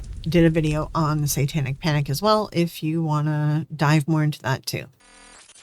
Now we're going to move from talking about Satanism in the files. Now we're going to talk about the cannibalism. Could someone in this circle be a cannibal? I'm going to be honest, I really don't think so. I did discuss this in detail with a friend of mine, and he used to work in law. He did explain that a cannibal is a very high risk to have around a successful trafficking ring. That person would end up getting the ring busted and shut down and everyone be put in jail. So then I started looking into where the rumor came from, and it's the same thought process as Pizzagate. Podcasters and people saw some emails where they're talking about food and they automatically are linking it to cannibalism. In actuality, when I looked through a lot of these emails and was checking things, Epstein does talk about food because he likes food, and he is talking about food, actual food. Are there some instances where they seem to be using code words? It looks like it in some areas that they might be using code words, but it seems like that's related to a victim, their name, or some kind of sexual position or act. To immediately jump to cannibalism is a huge leap. It definitely just comes again from the history of using the blood libel for like shock and awe in these kind of conspiracies. So let's go in and try to fact check their claim. We're still on the website for the Epstein library. So the next thing that we're going to look up is cannibal, eating people, things of that nature. There's a whole bunch of emails and it's linking to this one chef who works at a specific restaurant. And this restaurant is called Cannibal. It's in New York. So people have taken that to decide that, they're eating children. But let's first take a look at this Cannibal restaurant and I want to show you that this is just a restaurant. All right. So even here he's like talking, this guy, a jerky class, he knows how to make jerky really well. He works at this restaurant called Cannibal and he cooks, wait for it, beef jerky and steak. He has time at 3 p.m. if tomorrow's okay with you. So some people have taken that to be like, this is sexual innuendo. Actually, no, this was literally about food. You see, this person actually is emailing Jeffrey about him. He spoke with the chef yesterday. He's working at a restaurant, Cannibal, but wants to leave as he asked for equity in the business. And they said no. He wants to ultimately open his own restaurant, but wants it to take off in 12 months to clear his head. During that time off, he said he would be available if you were interested. Please advise. Thank you. I know there's like symbols throughout all the PDFs. There's these weird symbols. I honestly think it's just the way that the data downloaded. It's not like a special code for anything. And you can actually see now this person, their chef profile isn't on these websites anymore, but we can see the Cannibal thing. Okay, so this is the Cannibal restaurant, Cannibal, New York City. And I believe the restaurant has gone out of business at this point. This website's still up and they do like recipes now by the looks of it. You can see there's the Cannibal, which is closed. Cannibal in New York City. There was food bloggers and stuff talking about it. They even served something called Cannibal Jerky. Like it was just a joke, play on words. And in 2019, it looks like it closed. So this chef, his name is Francis Derby, so we can just Google him. So yeah, the thing we're going to see about him is that he shows up in the Epstein files. So apparently he worked as Epstein's personal cook and made multiple trips to the island. That is interesting, says the New York Post. I wouldn't be surprised, honestly. If this guy was wanting to open his own restaurant and he was sucking up to Epstein to try to get money for it, like that's what it kind of seems like was happening. And sadly, a lot of people ignore things in favor for money. Interesting. Francis Derby, he left the Cannibal in late May. Oh yeah, and the Cannibal has an LA location as well. I don't think it's in business anymore though. Okay, I'm gonna play this reel because the biggest thing to get out of this when you talk to anyone who's in the QAnon and they're going on about Epstein and Satanism and cannibalism, ask them if they read it themselves in the files or if they heard some podcaster disseminate what's in the files and make an assumption, because that is where all this stuff is coming from. Podcasters are just making assumptions. So let's take a listen to it. Back with Chef Francis Derby, Oh my God. executive chef of This is too Cannibal. much, All right, man. this is where I lean on you guys. Am I nuts, or are you seeing and reading what I'm seeing and reading? I gotta say this.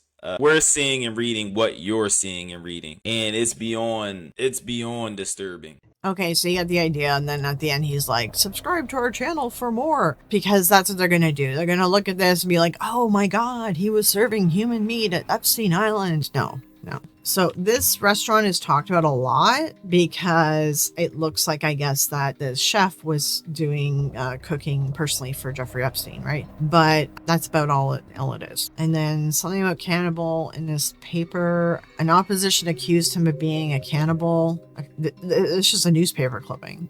None of this is anything to do with eating people, all right? I just want you guys to understand that people have just taken stuff and they've disseminated it and turned it into, oh my god, they must have been eating people. Let's just use a little bit of critical thinking here. First of all, they wouldn't have put it in emails if they were. But second of all, they really wouldn't have been doing it anyway because it would risk the whole operation, because you can't be eating your product Third of all, there are tons of psychological reports and studies done that show cannibals are loners. They don't go out and party. They don't hang out with everyone. And all these rich people and politicians, they would not want to be anywhere near a cannibal. It's way too risky. And just to further this, just some really light, simple research on cannibalism. You can see there is actually a lot of articles talking about cannibalism being addictive. Even people that have a biting problem, which I know this is weird. That Tyler Catastrophe or whatever, that singer that he supports, apparently bites people all the time. So that's a little bit telling. It's an issue. So, they kind of explain about psychology of cannibalism. All these articles are here again. I'll link them in my references. You can even see that there is a PubMed, so like an actual official study that has been done on this. And it explains cannibalism and mental illness. And it kind of goes into detail about how it's addictive, they are loners, etc. And here, Addiction to Cannibalism, a case study, Medium article that somebody has written, and Psychology Today, why they love to eat people. It's hard to predict who will become a cannibal.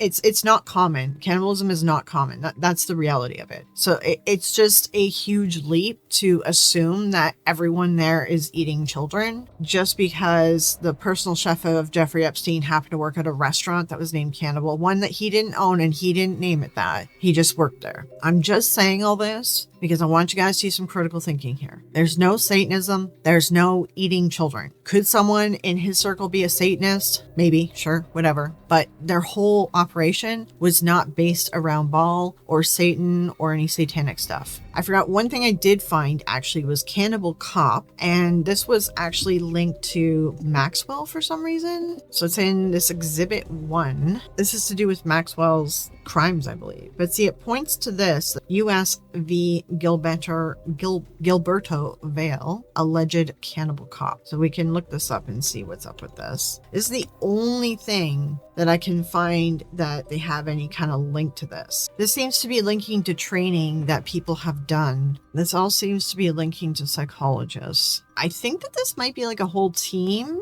who they got together, a whole team of psychologists and everything. Huh, interesting. Okay, we'll just take a look at this cannibal cop case anyway, in case there are conspiracy theorists watching this who will hang on to that. So this cop had discussed online his interest in that sort of stuff. He had used the police database to find people. Oof. So he was charged with Computer Fraud and Abuse Act, acquitted on conspiracy charges. They're saying that it's just fantasy role play. Yeah, it kind of sucks. You have to wait until they do something before you can really get them. Okay, so someone did a summary of the document. So it's disclosing to expert witnesses, the doctors or psychologists that are probably going to be testifying. And you search this case with Maxwell, and there's no weird conspiracy assumptions showing up. You know, it's just so interesting that they didn't actually attach to this, because it's the only thing that I could see someone spinning into a valid conspiracy theory. This is the only one in the files. All right, so hopefully this helps you understand. If you hear something, if you hear someone saying that this is in the files, go to the freaking websites and look it up. All right, and there is Department of Justice one. There's this one here is a backup of the files. Their search isn't as good as the government one. I will be honest. It gives you a little bit too much stuff. It's a little bit all over the place because the government does go in and delete stuff. We all know this is happening. So this is a backup site that people are doing. There's a few of them out there. I really recommend that you check in these searchable databases. Check the government one, check the backup ones before you believe some podcaster who is putting their own spin on it and disseminating it in their own way.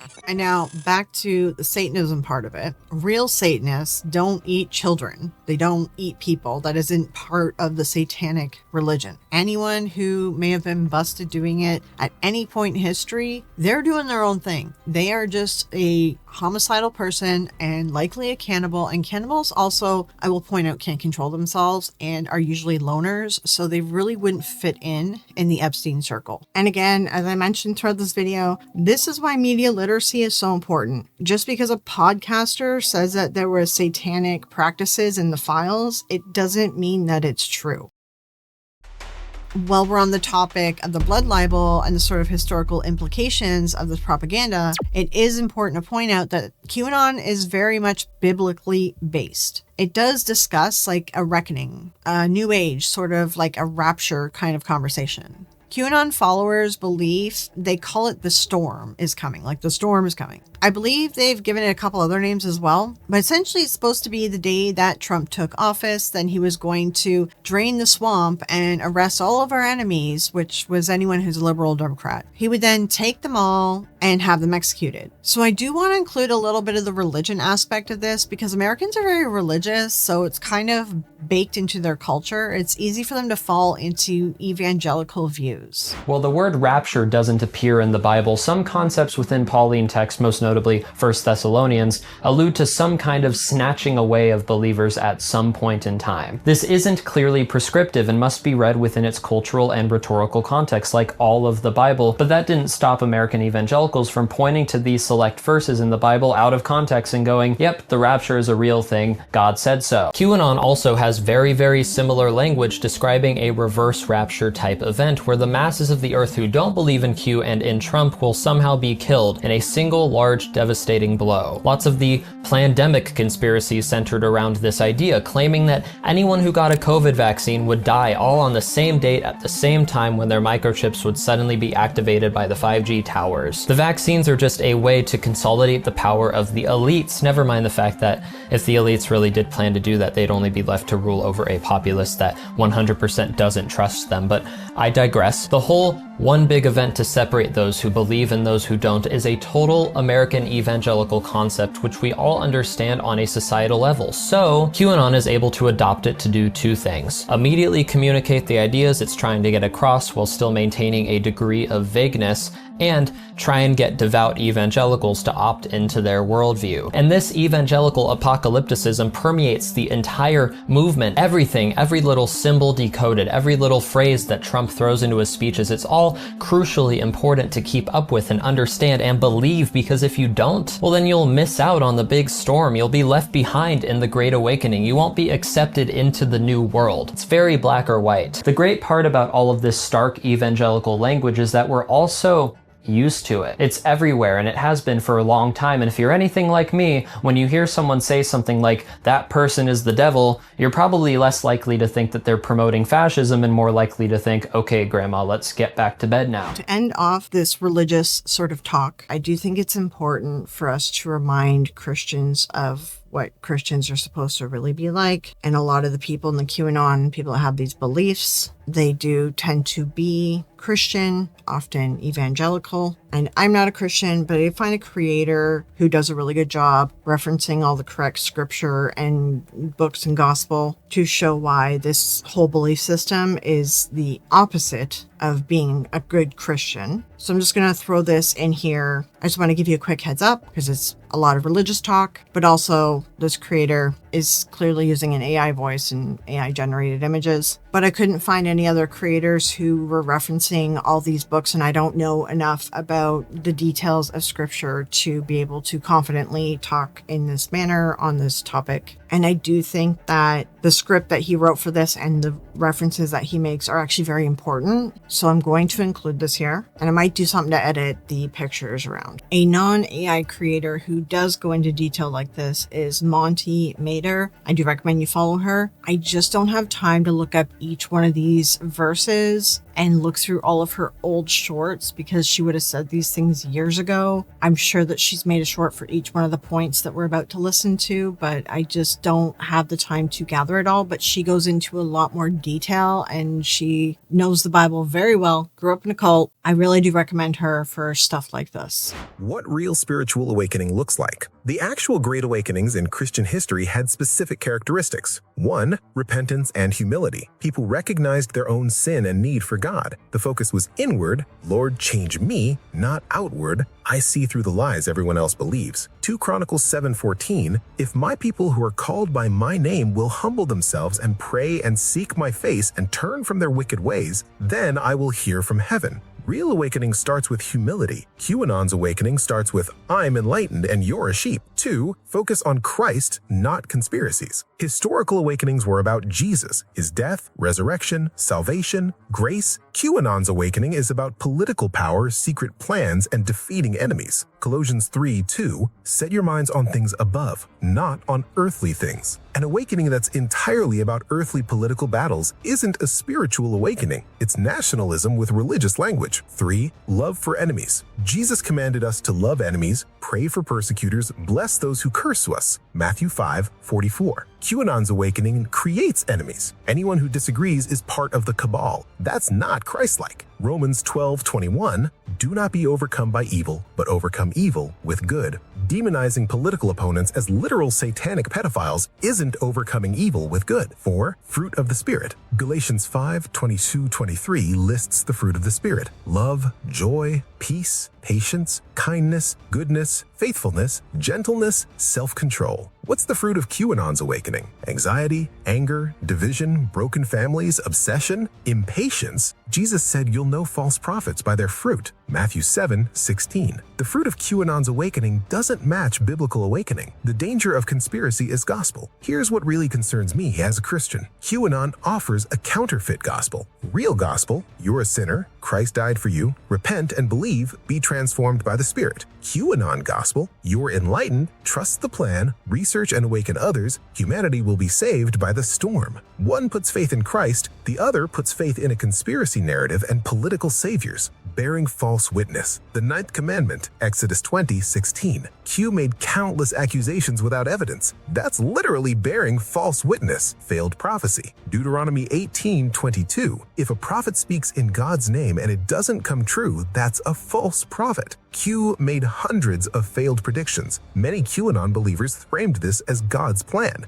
That's false prophecy. 1 John 4:1. Test the spirits to see whether they are from God. Testing means examining evidence, checking claims, comparing to scripture. QAnon demanded you trust the plan despite failed predictions. That's the opposite of biblical testing. What real awakening requires. If Christians want actual spiritual awakening, scripture is clear. Prayer, 2 Chronicles 7:14, repentance, Acts 3:19, humility, James 4:10, truth, John 8:32, the Holy Spirit's work, Acts 2, not conspiracy theories, not secret knowledge, not political saviors, not demonizing opponents. As a Christian committed to truth, I can't support a movement that makes political figures into messiahs, spreads false accusations, divides families, replaces scripture with conspiracy, bears false witness, ignores failed prophecies. That's not awakening. That's deception wrapped in Christian language.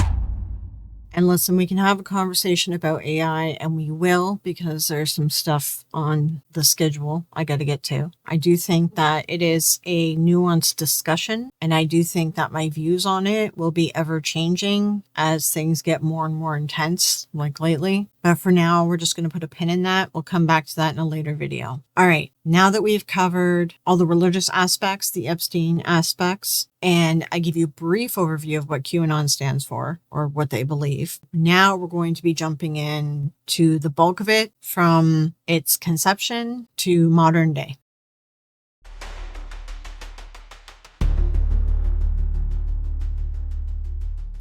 There's first a conspiracy theory that came before Q. So in 2016, there was a Twitter account of a white supremacist, and they claimed that the NYPD discovered leaked emails from Hillary Clinton's team pointing to a trafficking ring of children. WikiLeaks ended up releasing John Podesta's emails, and in those, people ended up deciding that they were coded messages pointing to a satanic cult operating underneath a pizzeria in DC called Comet Ping Pong. When meanwhile, there's a pizza tracker in DC, so you can figure out if they're working on something big. Like, the press uses that to see how many pizzas are being ordered, and then they kind of say, oh, okay, there must be something big going on because they're ordering a ton of pizza. So it's not unrealistic to think that the politicians eat pizza. The accusation came from this unhinged story that originated online days before the election, saying that Hillary Clinton and her campaign chairman John Podesta were operating a child. The lie took root in the digital swamps of Twitter and far right-wing websites.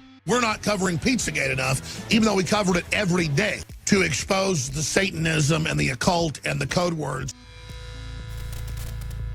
This is a side tangent, current day. I really want to include this as well. Alex Jones is legitimately crashing out after The Onion purchased InfoWars and is giving the proceeds to the Sandy Hook victims that Alex Jones defamed. Alex Jones went on air shirtless and started screaming about The Onion on InfoWars. You can't take something over and then act like you're somebody, even if you say it's a parody.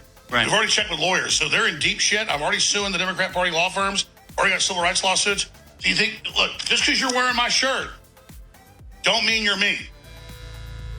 October 30th, a Clinton-hating, Trump-loving Twitterer claimed a police source said Clinton was at the center of a pedophilia ring. This is how conspiracy theories are threaded together, lie by lie. Eventually, a name stuck, Pizzagate, and the believers started harassing the owner of the pizza place. We've received many calls, but really they're from around the world, so we didn't expect anyone to come. It is important to point out that this originally started with them drinking children's blood, which links back into the centuries-old anti-Semitic texts that are out there. Then eventually it evolved into running a CSA ring inside this pizzeria. Then it evolved into them putting the children under duress so that they could harvest adrenochrome, which adrenochrome is just adrenaline oxidized. You don't need to harvest it from a person. You can just take adrenaline off the shelf, which we have everywhere, like, you know, it's in EpiPens and stuff. All that they have to do is oxidize it. Then you have adrenochrome. The adrenochrome thing is an old theory back in the 1950s or so. There was a psychiatrist who believed that this was the cause of schizophrenia, and that if he could somehow, I don't know, backwards engineer adrenochrome or something, then that could cure schizophrenia. Anyway, it didn't work, of course. However, Fear and Loathing in Las Vegas, they took this adrenochrome idea and added it into the script and everything with it, right? I can't remember if it was in the book too. I don't remember. But it kind of made this paranoia, hallucinogenic scene in the movie. Those two men in the dock, and they took me to the hotel. What is this shit? Adrenochrome. Adrenochrome? Nice, don't. They'll trace the call and put you straight behind bars. No, I'm moving to the Tropicana right away.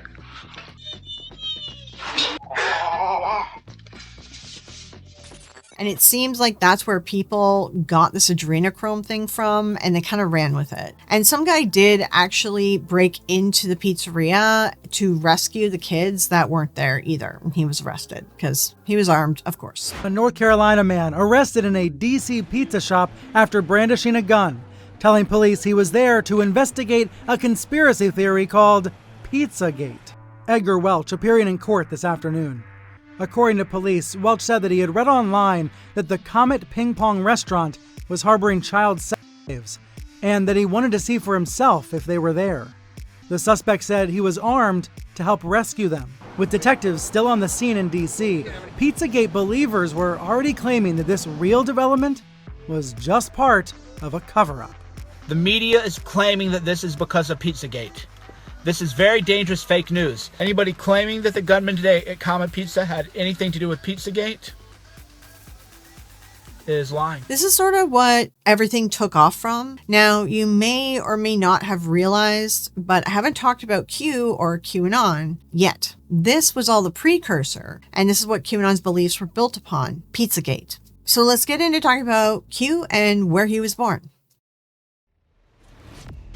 So some people may not know, but Q and QAnon was actually created on the website 4chan. We even know who is this 4chan person or website? 4chan was started by high schooler Christopher Moot Poole, and it was modeled after the Japanese image board 2chan. Essentially, it was a series of boards covering everything from animated video games to original artwork to adult imagery. And to make it clear, when I say board, I'm talking about like a spot where people can post stuff. It's like a forum website. Similar to Reddit, but more simplified back then. The hook with the whole thing was that it could be anonymous. No accounts, no profiles by default, and everyone posted as anonymous. However, 4chan did use something called a trip code, so you could see that it was the same person who was posting at least, so you recognize that it came from the same individual. Not necessarily that you knew who they were, just that they were sort of flagged as, hey, this is the same guy who wrote these posts. Eventually, what ended up happening, and there is a link to Epstein for this, is somehow Epstein got in touch with Christopher, and there's an email in the Epstein files that says this, but Epstein says in the email, yes, he's a very bright boy, when someone suggested that he meet him.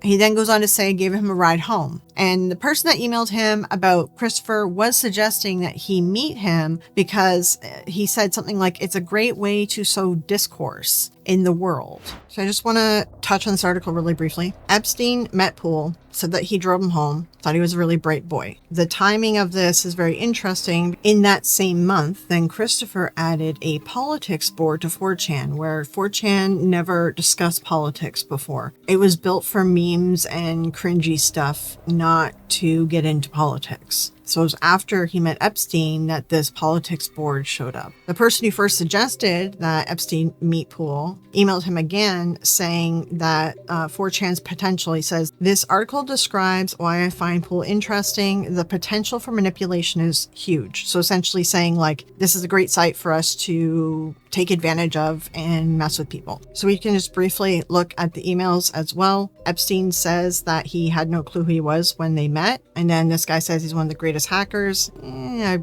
would have to disagree with that. Then about 4 days later, this is where he's like, the potential for manipulation is really huge on 4chan. Sorry, this is bright as heck, but essentially the article is saying 4chan users seize internet's power for mass disruption, which 4chan became a place where essentially troll hackers would go to, and kids who weren't necessarily hackers but just trolls. And then there's a whole other side to it, the manosphere, incels, right-wing extremists. Like 4chan was like the home for a lot of this. Now it's Twitter. This one as well here is interesting because Chris Poole said that he only met him briefly the one time, but this is actually in 2012. This was like 3 or 4 months later, and Poole confirmed he will come see you at 3 p.m. So they did meet again. POL for political stuff. It was supposed to be like politically incorrect, and it was supposed to be memes and jokes and things like that.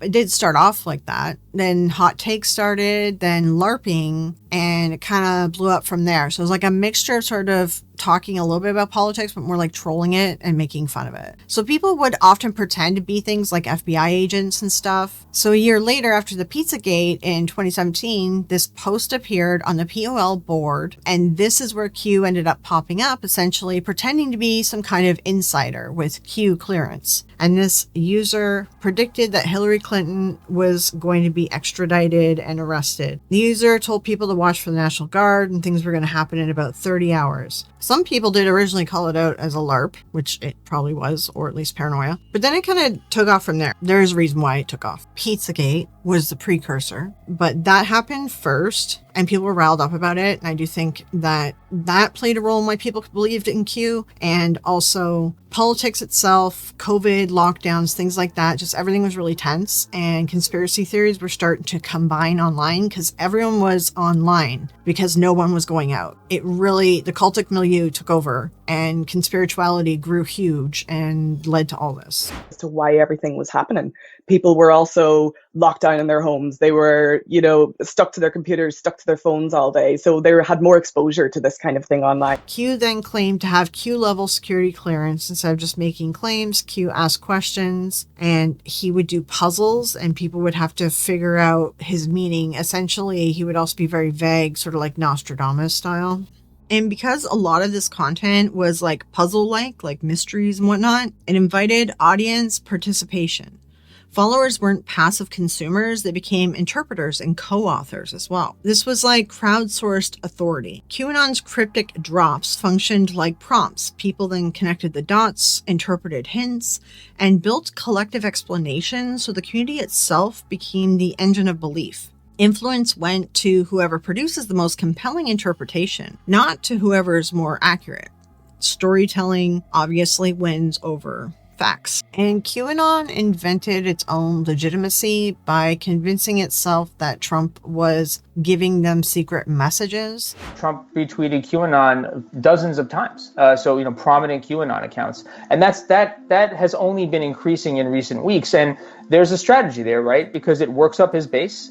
It gets people energized. It's indisputable that he's aware and that he's intentionally using it to his advantage. The whole other issue with QAnon too is they're talking about taking back their country, but they believe they can only do it if Trump does it for them, essentially. It's weird. Like, Trump is the one who has to do it for them. And then that's why they need to make sure that Trump gets elected. So it's not even really an effective way to deal with any issues, because Trump himself is a billionaire and he's one of the elites and he's in the files. So relying on him to fix things isn't really going to resolve anything. But the QAnon followers, they just find different ways to make it look like Trump is aware of them and involved in all this. Essentially, people were saying, oh, he knows what's going on and he's going to be the savior. Because a few weeks before the first Q post, Trump did like a press conference thing and he was saying like, this is the calm before the storm. And so when the first Q post came out, that's when Q decided to say that the storm is coming and treat it like a rapture kind of thing. Q built upon this like press conference that already happened.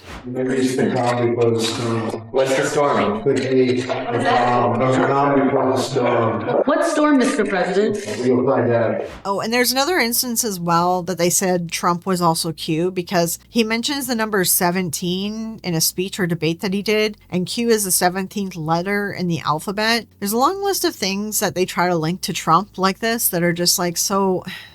It's one of those things like you could link stuff like that to anybody, right? You're being too vague. And humans, we've gone down these paths where we look at a prophecy and we try to make something fit, but everything's so vague that anything could fit. Is it like confirmation bias or something like that, I think is what they call it. But anyways, it's just sort of like making stuff fit to prove your argument, prove yourself right. As well, it didn't help that Trump was retweeting and liking stuff from QAnon followers and QAnon, accounts and so forth. Trump is part of the Q team. From what we understand, Q Plus is his handle. And other people running for office as well, they were actually saying things like they support Q. But the reality is, like, they're not really supporting Q and QAnon. They just see a very large demographic that they could get votes from. So that's why they're doing that. Its followers are running for school boards and local offices, spreading the gospel of Q, but not calling it QAnon. Q is a patriot. He is someone that is very much loves his country. And he's on the same page as us, and he is very pro-Trump, okay? I stand with President Trump. I stand with Q and the team.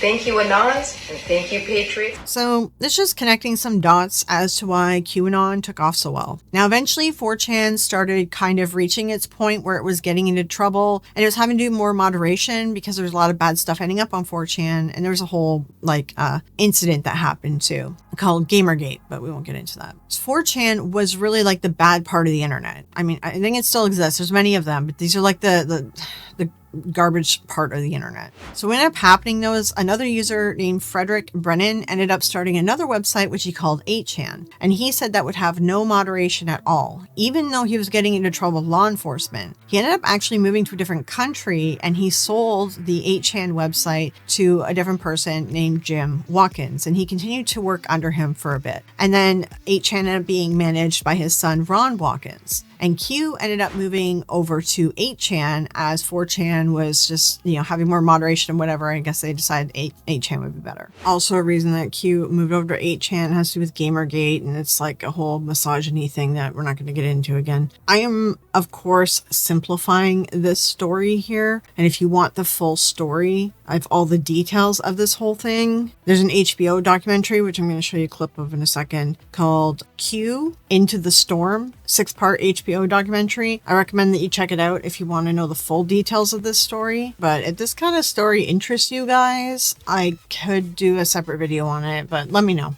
If the interest is there, I'll cover it. And then this whole narrative kind of started that Q was safer because it was being run in a different country as well, too. So, it's kind of like conspiracy theory narratives started up. Eventually, accounts started sounding like someone else as well, and we'll get more into that. But this is sort of the quick summary of how Q got started, and it was through 4chan and 8chan. Okay, now let's talk about who is Q. After the storming of the Capitol, there was a bit of effort put into figuring out who Q is because essentially they're responsible for what happened. So there was some forensic linguists who ended up using machine learning code, like, computers, to identify two distinct writing styles. And this suggested that Q was at least two different people. So the original Q is actually from South Africa, the one who actually started it all. Allegedly. There's a lot of proof that he is, but, we don't know for sure 100%. The evidence points to this man named Paul Ferber. He also was a 4chan moderator as well. And when he was confronted, Ferber claimed that he simply started writing like Q because he was such a fan of Q. But the whole analysis of everything says that his post writing matched before Q even showed up on the first post. As well, Q also took off because moderators of 4chan approached YouTube creators, right-wing YouTube creators, and encouraged them to make videos about Q and the whole QAnon conspiracy thing. And he was one of the moderators on 4chan. So there's a lot of evidence that points towards him. However, when Q started writing on 8chan, at first it was like the original writer, but eventually it changed styles. So a lot of people believe that it points to Ron Watkins, who is the son of Jim Watkins, who ended up, running 8chan because they purchased it. And there's rumors that they actually took the account from Q, that Q could no longer log into 8chan because they were essentially monetizing on it. There was like merch and other things that did start up eventually. And as well, advertising dollars from clicks to the website. So the Q account is worth money. So there's some more evidence pointing towards Ron Watkins taking hold of the Q account. There was an HBO documentary that was made, and it was about 3 years in the making, and they were doing it all about the QAnon movement. This documentarian named Cullen Hoback spent a lot of time with all the different people involved, and one day he was doing further interviews with Ron Watkins, and then Ron ended up describing his work to Cullen, saying it was basically what he was doing anonymously before. Then he pauses and says, but never as Q. But then he kept smiling like he messed up. And the documentarian realizes this, and that was an accidental admission. And then he starts laughing, and it says this whole uncomfortable thing. There's a clip of it, and I'll throw it in here, and hopefully it doesn't get copyrighted. Something shocking. Ron hadn't just been participating in Q research. It sounded like he was leading it. Yeah, so thinking back on it, it was basically 3 years of intelligence training, teaching normies how to do intelligence work. It's basically what I was doing anonymously before, but never as Q. See that smile? Ron had slipped up. He knew it, and I knew it. And after 3 tireless years of cat and mouse, well...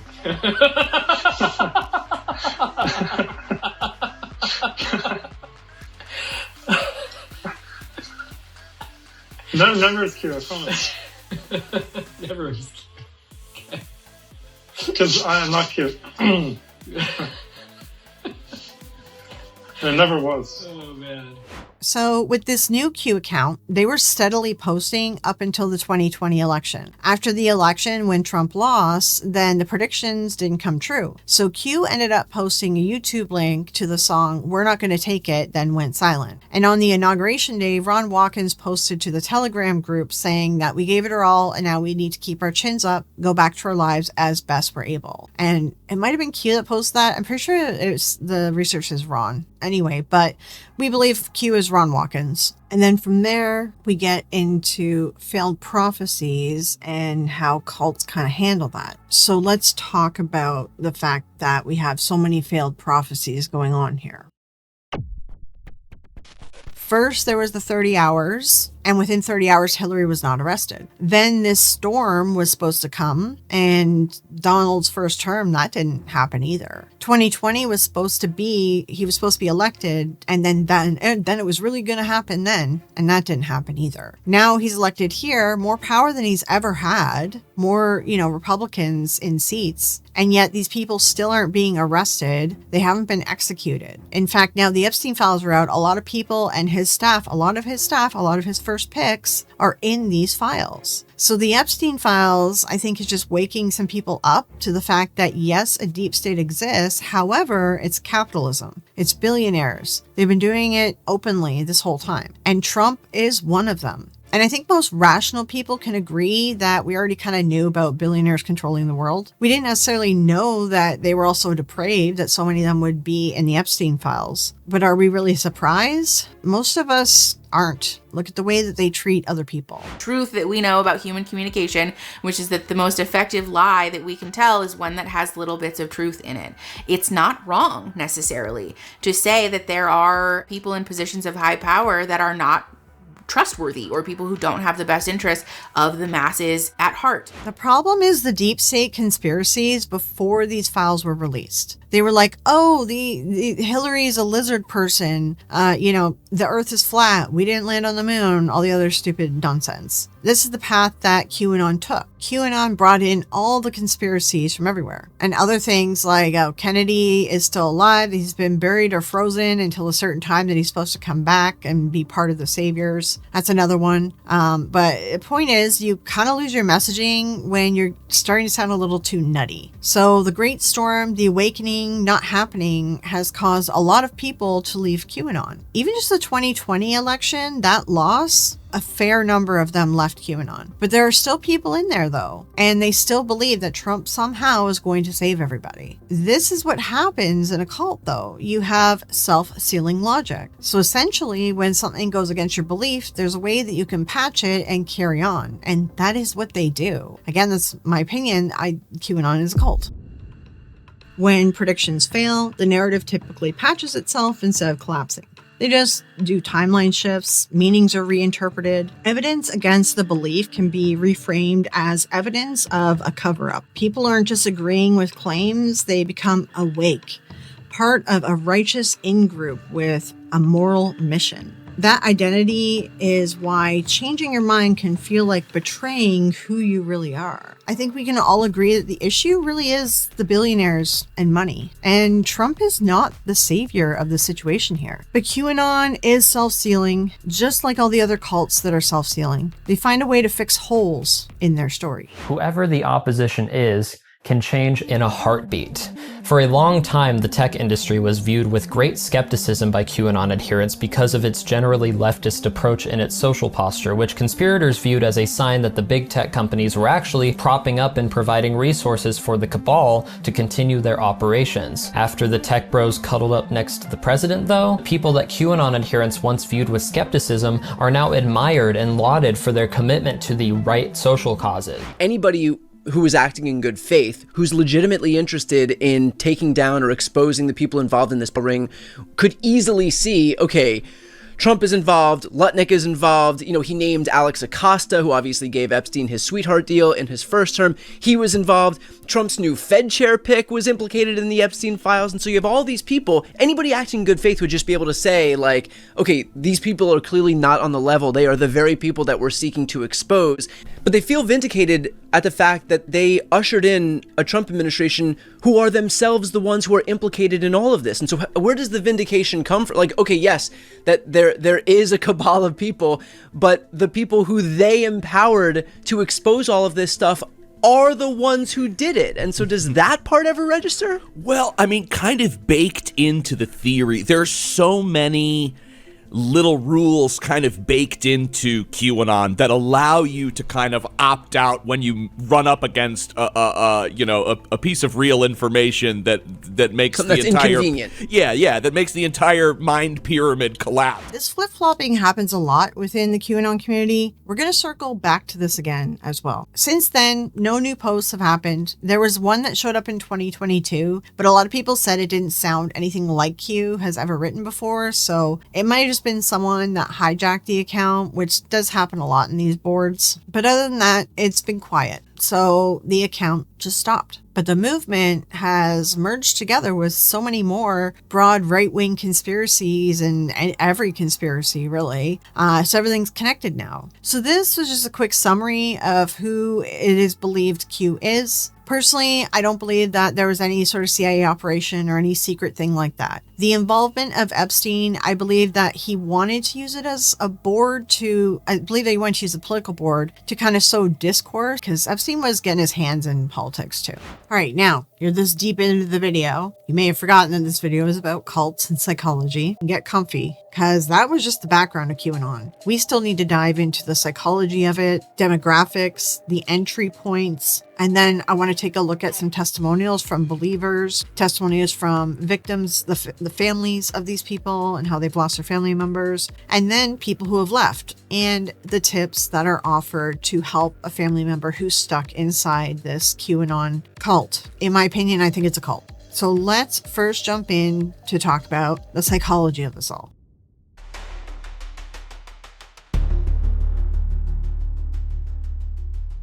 The hook to the whole movement was very potent. They're looking at certainty, moral purpose, and a specialness. Like, it's a special knowledge and only you get to find out. It wasn't just about reading a theory. People were becoming part of the mission, part of a story, part of the people who see what's really happening. From group psychology to the blood libel and Christianity. This creates a very strong base, especially for cult activity and cult-like groups. And these are some of the key things that help fuel QAnon. We as human beings have the tendency to not only gravitate towards groups that we resonate with, but also to try and form a perceived other. This is why topics like white supremacy, homophobia, like racism, like all of these things are so pervasive and dangerous, is because it does capitalize on our human desire to be part of the in-group and then to sort of look down our noses at the proverbial other. Now, I want to showcase to you guys Mickey Atkins. She is a therapist and she did a video discussing QAnon. I think she's done a couple other videos after that. I found all of her insights incredibly useful to apply to all of this. Definitely please go check out her channel though. She covers a wide range of topics, and because she has a background in psychology and she does therapy work, she has really interesting insights on everything. So 100% please do go check her out after. And as always with everyone, I have all their videos and everything in the references doc attached below too. Mickey is going to explain why our brains are sort of wired to accept or be interested in conspiracy theories. Something that we know about the human brain,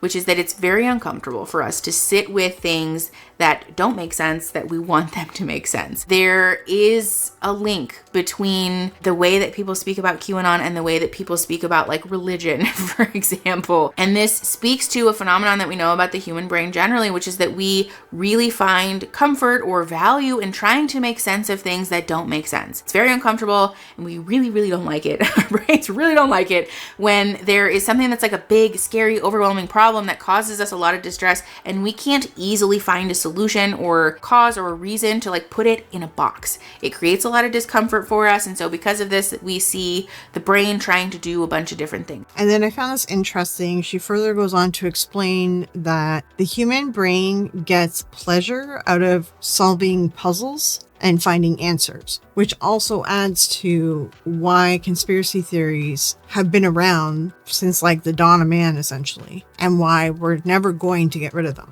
Our brains generally are predisposed to have an interest or like happiness. Like we're very pleased by finding patterns, by finding solutions to things. This is why we see the phenomenon of people seeing Jesus Christ in a piece of toast, or like noticing patterns and things that potentially aren't there. Our brains really like this and they're hardwired to do this. It's an evolutionary function. It's actually very helpful. Our brains are primed to do this because it's a survival instinct and because it's very helpful in navigating the three-dimensional world, in informing a sense of safety in relationships, in allowing our brain to kind of shortcut the critical thinking that has to happen when we're making a decision, like with driving, for example. It's a very important and necessary skill. However, it can sometimes be hijacked to lead us to conclusions that don't necessarily make sense. And this is what else I do like about her as well. She explains things in an easy to understand manner. Everything's very relatable. You can apply the same thought process, the same information about our brain. And what I like to say is I call it our caveman senses or whatever. That's sort of what I call our primal instincts. This also applies to being psychic, because a lot of times some people that think they are psychic, they just recognize patterns and they're making educated guesses about all the stuff around them. Pattern recognition actually plays a huge role in belief systems, especially with spiritual and religious, because we do this as well with religion. So while it's an extremely important and helpful function for human beings, it is also a huge detriment and a big weak spot for our entire species. This kind of stuff, though, I do find very fascinating. And I think that most people who take an interest in cults, psychics, debunking, exposés, true crime, etc., I think that you'll kind of like this sort of topic. I think it's people of the similar mind, and that's why also these type of things though can be entry points too.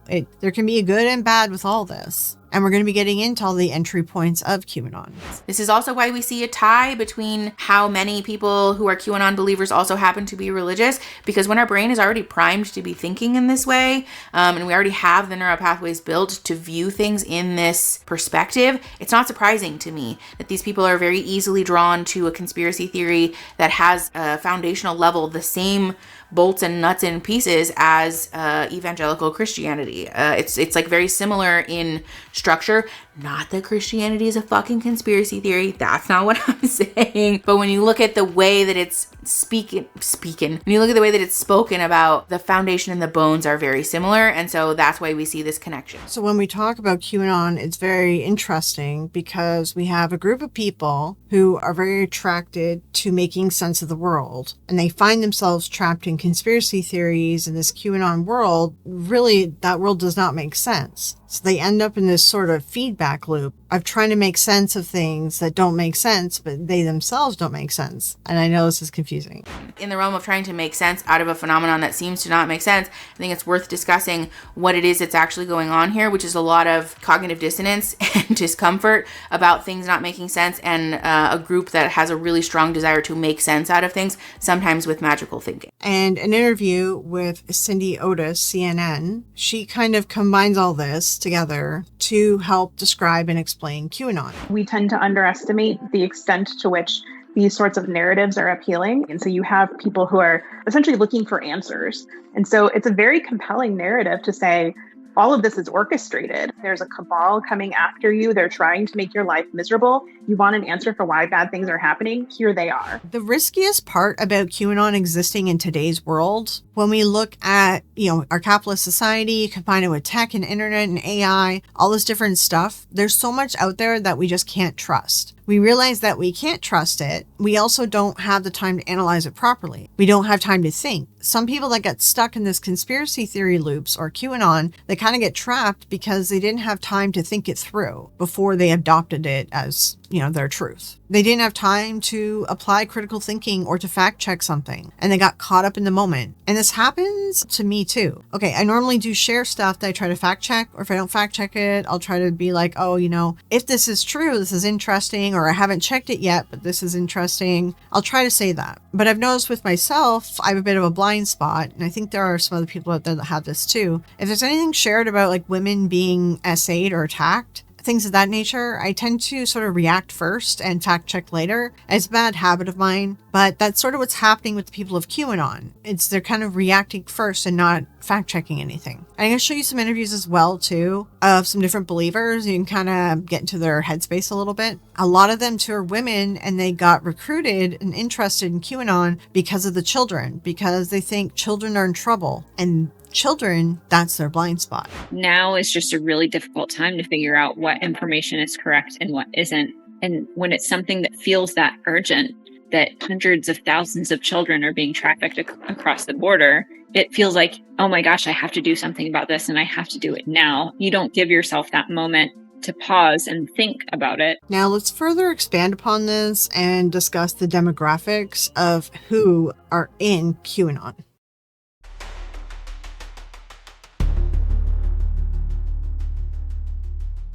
Like I mentioned previously, COVID was a huge catalyst. After Pizzagate, then the lockdown measures, it caused certain people to get affected by these type of things much easier. It isn't just a conspiracy theory, it's a cult, and it feeds on insecurity, uncertainty, and isolation. So nationwide protests, the coming election, and a pandemic have provided just the environment to recruit and radicalize new members. So there's a few different ways that analysts have gathered data on QAnon, the rise, and the type of people that are behind it. First, we have things like social media interactions. This is one chart I'm going to show you here. Other people also reference a similar chart that they've developed too by looking at hashtags, group interactions, things of that nature. Hundreds of the largest QAnon groups, Do you see that spike? That's in March, when states began COVID-19 lockdown measures. Additionally, there were also surveys held, and there are a couple people I'm going to show you. They're from the QAA podcast, which is formerly known as the QAnon Anonymous podcast. They have a lot of knowledge as well in this. I looked at hours and hours of footage, but it's just too much to easily clip them. But I do recommend that you go check them out, as they've been covering QAnon and following QAnon, helping people escape, helping with the data, helping people understand it. They've been doing that since QAnon first showed up on the scene. These guys popped up to study it and help and so forth. I want to throw their clip in first, as this clip is very recent. It's only from a few months ago. They were guests on the Brian Tyler Cohen show, and they're talking about the polling data around QAnon. People haven't done polling on QAnon belief in a couple of years,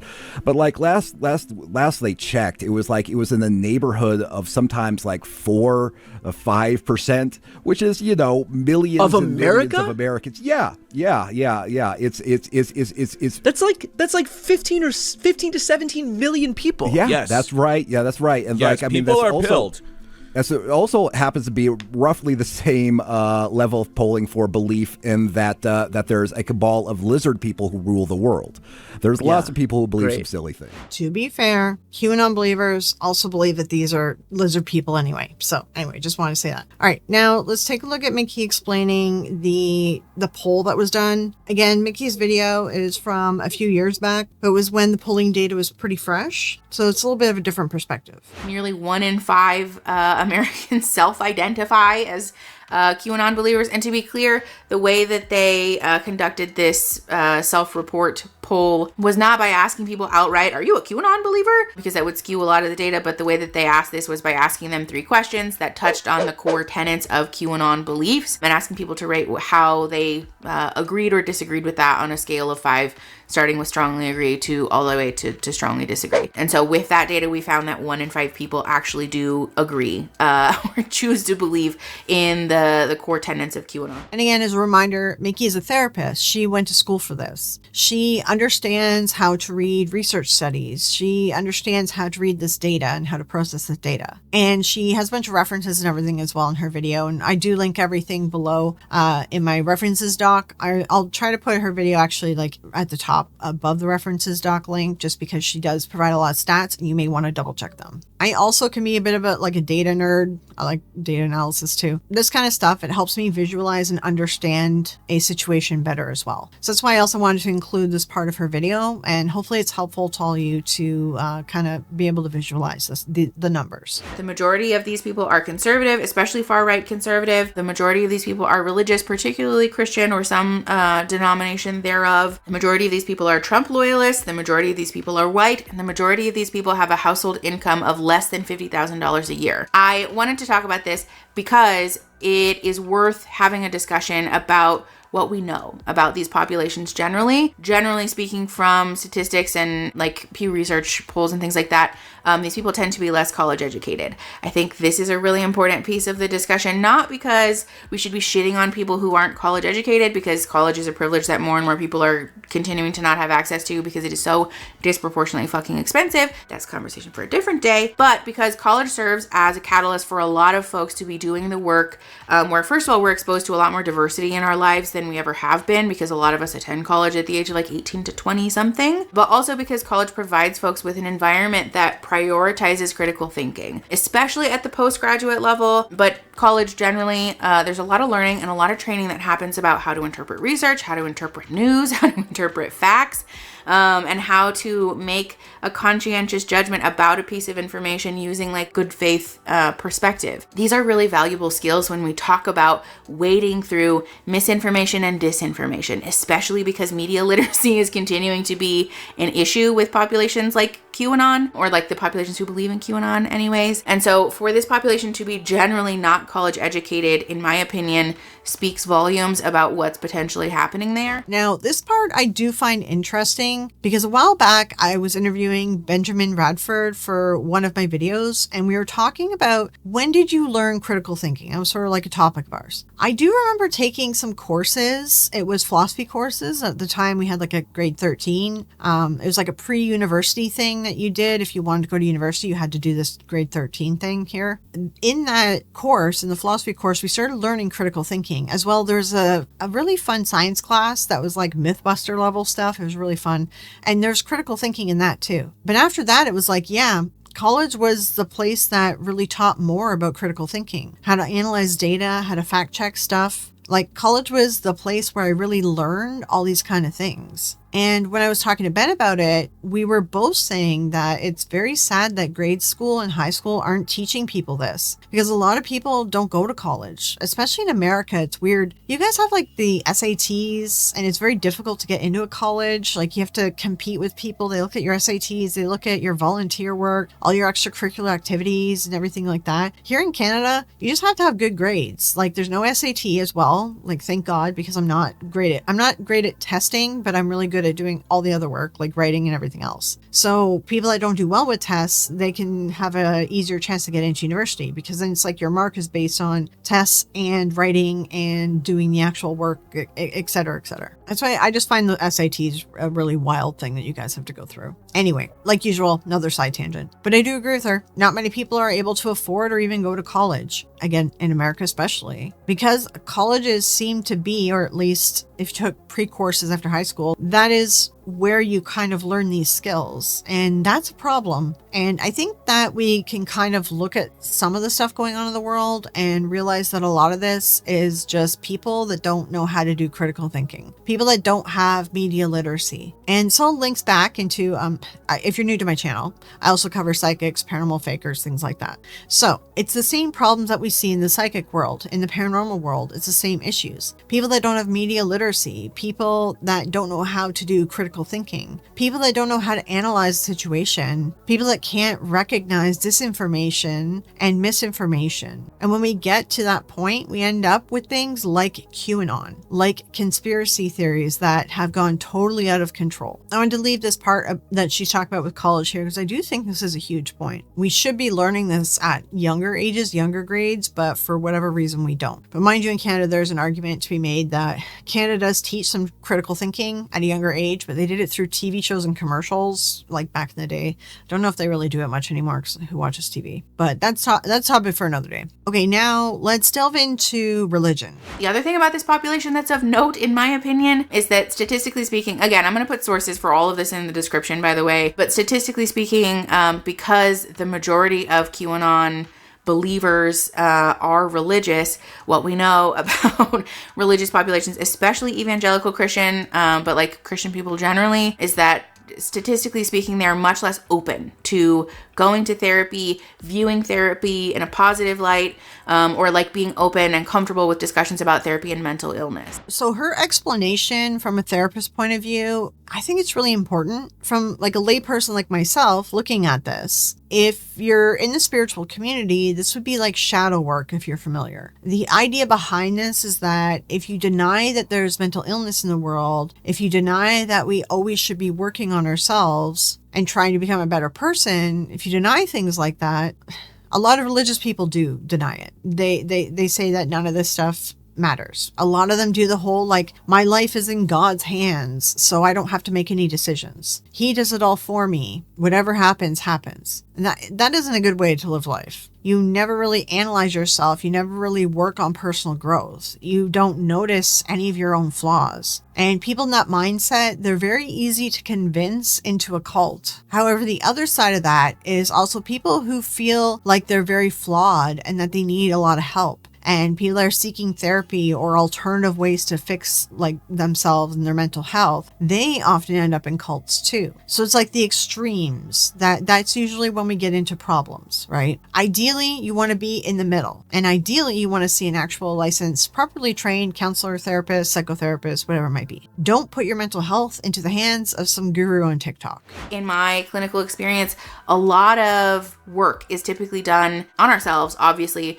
but particularly around being able to sit with the reality that we're wrong or that we have growing to do. It's a very uncomfortable process. Shame gets in our way a lot of the time, which again, conversation for a different day, but it gets in our way of being able to really effectively sit with the reality that sometimes we fuck shit up and then we do stuff wrong, and that it's okay to change our mind, change our opinion, to continue growing and to honor more or less publicly, or at least like out loud with family and friends, I mean, that I did the wrong thing and I'm choosing to learn from that and to grow and to move forward. It is a very high level skill and like speaks to a high level of emotional intelligence to be able to really say like, yes, that one was my bad. That one was my fault. It's a lot more difficult than people think it is. Typically people tend to overestimate their skill level in this area. And so therapy is usually like step 0, if you will. So again, noting the demographic features of people who tend to be QAnon believers and then analyzing what belief systems tend to come along with those demographic features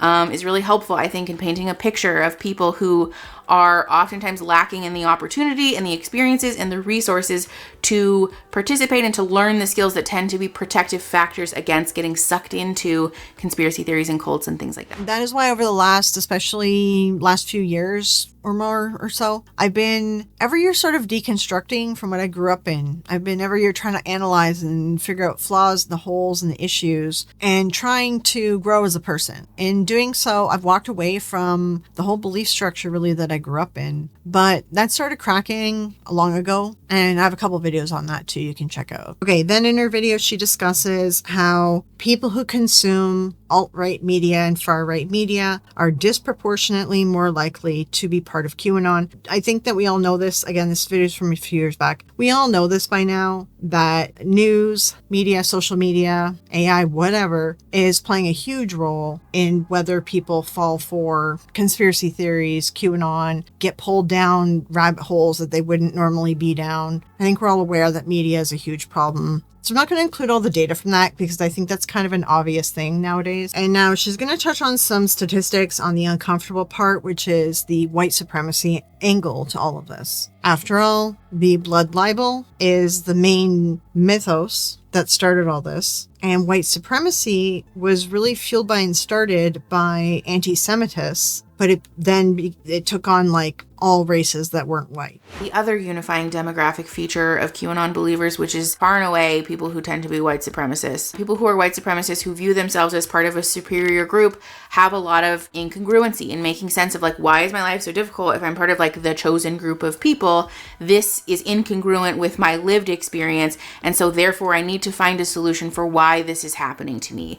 It speaks very much, in my opinion, to a desire to make meaning out of something that doesn't necessarily, well, it does have meaning, but not in the way that they think it does. And so the racist undertones of this are also really important to acknowledge, and something that cannot be separated from QAnon. Like the racist overtones rather, and the QAnon beliefs are one and the same. You can't separate them from each other, which I think is also why a lot of people are sort of flabbergasted by how many people believe this. But again, it's a pipeline. I do agree with her that you can't separate them. However, there's a lot of like older generation, boomers, Gen Xers or whatever, a lot of women whose kids are all grown up out of the house or just recently grown up out of the house, and a lot of them have fallen for QAnon solely because it's about saving children. And they don't realize that there is a lot of white supremacy stuff going on within this organization. They'll eventually get pulled into the rhetoric because, as in any cult, you have to conform to what everyone else is doing. Otherwise, you face being ostracized, kicked out, and so forth. They end up becoming something that they would have never become if it wasn't for them being stuck in a cult like this. Okay, now that we understand the demographics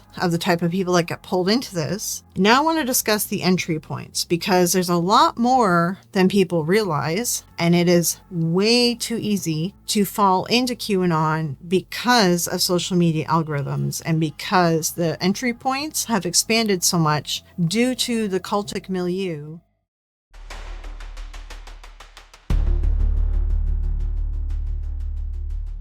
These conspiracies will start in other areas of the internet. So that's where you'll see different blogs and forums such as Akun, 4chan. They'll start there and then move on to the mainstream social media platforms once they've gained a little bit of velocity. And it becomes especially dangerous once these conspiracies go onto platforms like Twitter and Facebook. So 5 or 6 years ago, when all this QAnon stuff was really blowing up, and during the 2020 election thing too, social media platforms were promising that they were going to put in some kind of rails, restrictions, double checks to try to adjust the content so that people don't get pulled down these rabbit holes that lead to extremist views. But no one ever really saw that come to fruition, even though they kept saying they were working on it. It didn't really seem like anything was changing. I'm going to play this BBC clip where she kind of discusses this. Social media companies, especially Facebook and YouTube, have been criticized for what's known as the rabbit hole effect. That's when their algorithms lead you to content that just gets more and more extreme.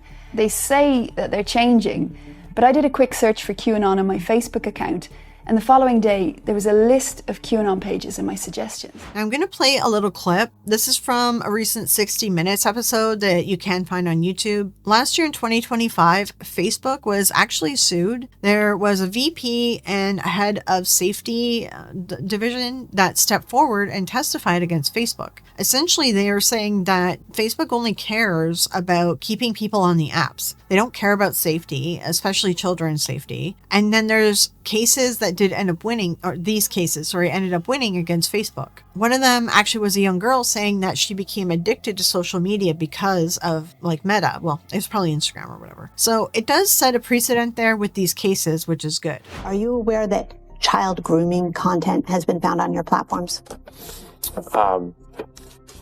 Yes, and I think that there's many different categories of harmful content that people do in the world.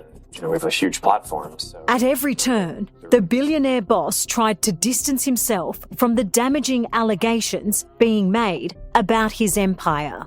Have you followed the advice of your company's researchers and alerted people to the effect your products have on users' brains? Yeah, I don't agree with the characterization of what you're saying. My question was, over the past 15 years, users of your products have repeatedly told your company and you personally that they find the products to be addictive. That's true, isn't it? I think people have raised a bunch of questions, and I think people sometimes use that word colloquially. I don't think that that's actually that's not what we're trying to do with the products, and it's not how I think they work. These men that are about to testify used to work for Facebook. They actually testify as well that they did send their findings to Zuckerberg. So he was made aware. But Brian and Arturo told the jury a very different story, claiming Meta deliberately designs its apps to hook users. The goal is to get you to engage more. Thing that I experienced is sort of like a culture of see no evil, hear no evil, speak no evil, where it was hard to have honest, data-driven, thorough discussions about safety in discussing these harms. So Meta's lawyers argued in court that the company has taken numerous steps to protect young users from harm and is upfront with parents about the potential risks. I mean, I think they're professionals at gaslighting. It's so misleading.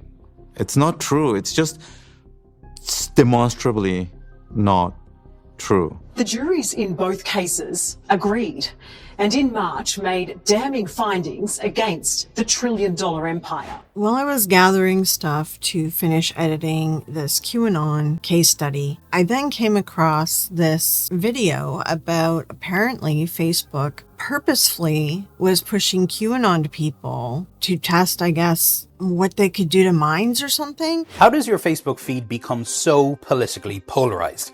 In the summer of 2019, Facebook ran an experiment to find out. It created a fake account for a 41-year-old mom living in North Carolina. They called her Carol Smith. Carol started off by liking a few popular conservative Facebook pages. Quickly, Facebook began dragging her down a rabbit hole of misinformation. After only 2 days, Facebook recommended Carol follow a QAnon page. And a few days later, it suggested she follow another. This experiment was never meant to be made public, but details about it were included in documents leaked by Facebook whistleblower Frances Haugen, who says the company is not doing enough to crack down on conspiracy theories and online hate. And they know that algorithmic-based ranking, so engagement-based ranking, keeps you on their sites longer. You have longer sessions, you show up more often, and that makes them more money. By week 3 of the experiment, Carol's feed had become, quote, a constant flow of misleading and polarizing content, according to the Facebook employee who was running the account. What it does is amplify the messages that it knows will drive engagement. And it just turns out we humans get most riled up by lies and hate and all sorts of misinformation. After running the experiment for 4 weeks, the Facebook employee recommended the platform stop promoting pages that are clearly linked to conspiracy theories like QAnon. But it still took the company more than a year to ban QAnon entirely from its platform, doing so only a few weeks before the 2020 election. And I would like to add that there's still QAnon stuff on Facebook. I mean, they would say that they were banning this stuff. Other platforms said it too, but they never did. I think the biggest thing that we need to pull from this as humankind is we cannot get our news from social media. We really need to fact check everything that comes across our feed. We seen that one news report where they showed a graph showing the activity of QAnon and how it jumped. So I'm just going to show you. BBC also did look at hashtags, communities, groups, people talking about it online, and they also developed their own graph on it too. So I'll just show you that as well, so you can see it's in multiple places. People came to the same conclusions. Here's how many posts there were over the 2 years before the pandemic. And then in March, this happened. On Facebook, in just 4 months, membership of the biggest public QAnon groups rose by 700%. Now let's dig into the different funnels, the topics that you can be funneled through to get into QAnon. QAnon content is reaching a new audience and in some unexpected places. Anti-vaccination, anti-mask activists have embraced the conspiracy theory. Instagram is riddled with QAnon conspiracies, spread in flashy posts by lifestyle influencers, mommy bloggers, and alternative health pages. These entry points were some of the communities that I was a part of back in the day when I was still in this sort of world. Spiritualist communities, and then, Anonymous was a whole separate thing too. But the entry points are just so broad and so many topics that it leads you back into QAnon. And I do like Mickey's little quick explanation of it as well. So I'm going to throw that in here. She also shows some images from Instagram and stuff that pull people in. But the holistic wellness, essential oils are better than medicine. Don't trust big pharma. Herbalism is the way to go. And then whoop, there we are. We made it to QAnon. Divine femininity, celebrating divine feminineness, and the sacred nature of the feminine body, turning into trad wife stuff, turning into alt-right stuff, and then whoop, there we are, we're into QAnon. Homesteading, we've seen this happen particularly on Instagram. Folks who have a lot of distrust in the food and the supply chain issues and all that we've seen post-COVID. So there's a desire for folks to be growing their own food at home and returning to traditional ways of life and returning to the olden days, and then whoop, there we are, back into QAnon and our distrust of the government and the FDA. Paganism and crystals and again essential oils and witchcraft and things like that. That very quickly lends itself to this pathway also, because there is this sort of distrust for authority and interest in sort of going your own way, which can be an entry point for folks into the QAnon belief system. Like I said, I experienced this stuff firsthand. I was in these communities. I was part of this world. But I've always been very cognizant about politics and religion because that's sort of how I was raised. And so when I saw things were taking this weird path when QAnon invaded it, I just sort of noped out of everything. And when you lose your communities, it can be quite unsettling. The spiritual community kind of really hit first because there's definitely a spiritual pipeline for this. And I do think that kind of started my deconstructing, but it took me a while before I was really recognizing it. Because at the time I ended up deciding I'm taking a break from anything woo-woo oriented for the first time in my entire life. Because I was born into this kind of stuff. So I never took a break from it. There was something else too that was happening at the same time. It's just an extra stressor that caused me to take a break. But then I was working in technology and I was doing some stuff with Anonymous, and it invaded Anonymous as well. And that's just when I quit everything. And actually also I used to work in politics for a long time. And I also stopped working in politics too, because they're just the most hateful people were coming out of the woodwork. And it was QAnon that was causing all the weird stuff. But yeah, I stopped doing anything anonymous. I didn't go on the dark web anymore. I didn't talk to anyone in there anymore, any techies and hackers and stuff, because they all got brainwashed by the QAnon conspiracy theories. How does this happen? Is that we know the way that the human brain works and developmentally that we have an inherent desire for belonging. We know this about people. This is why we like having friend groups and having family and going to clubs and forming activities. And just like with any organized group, cult, religion, whatever it might be, they do encourage people to convert as well over to QAnon. Where followers encourage each other to convert friends and family. They call it red pilling, a reference from the Matrix films. update from the trenches. Keep red pilling. Keep going, because it worked. It's working. It's beautiful. Where we go one. We go on. Where we go one. We go on.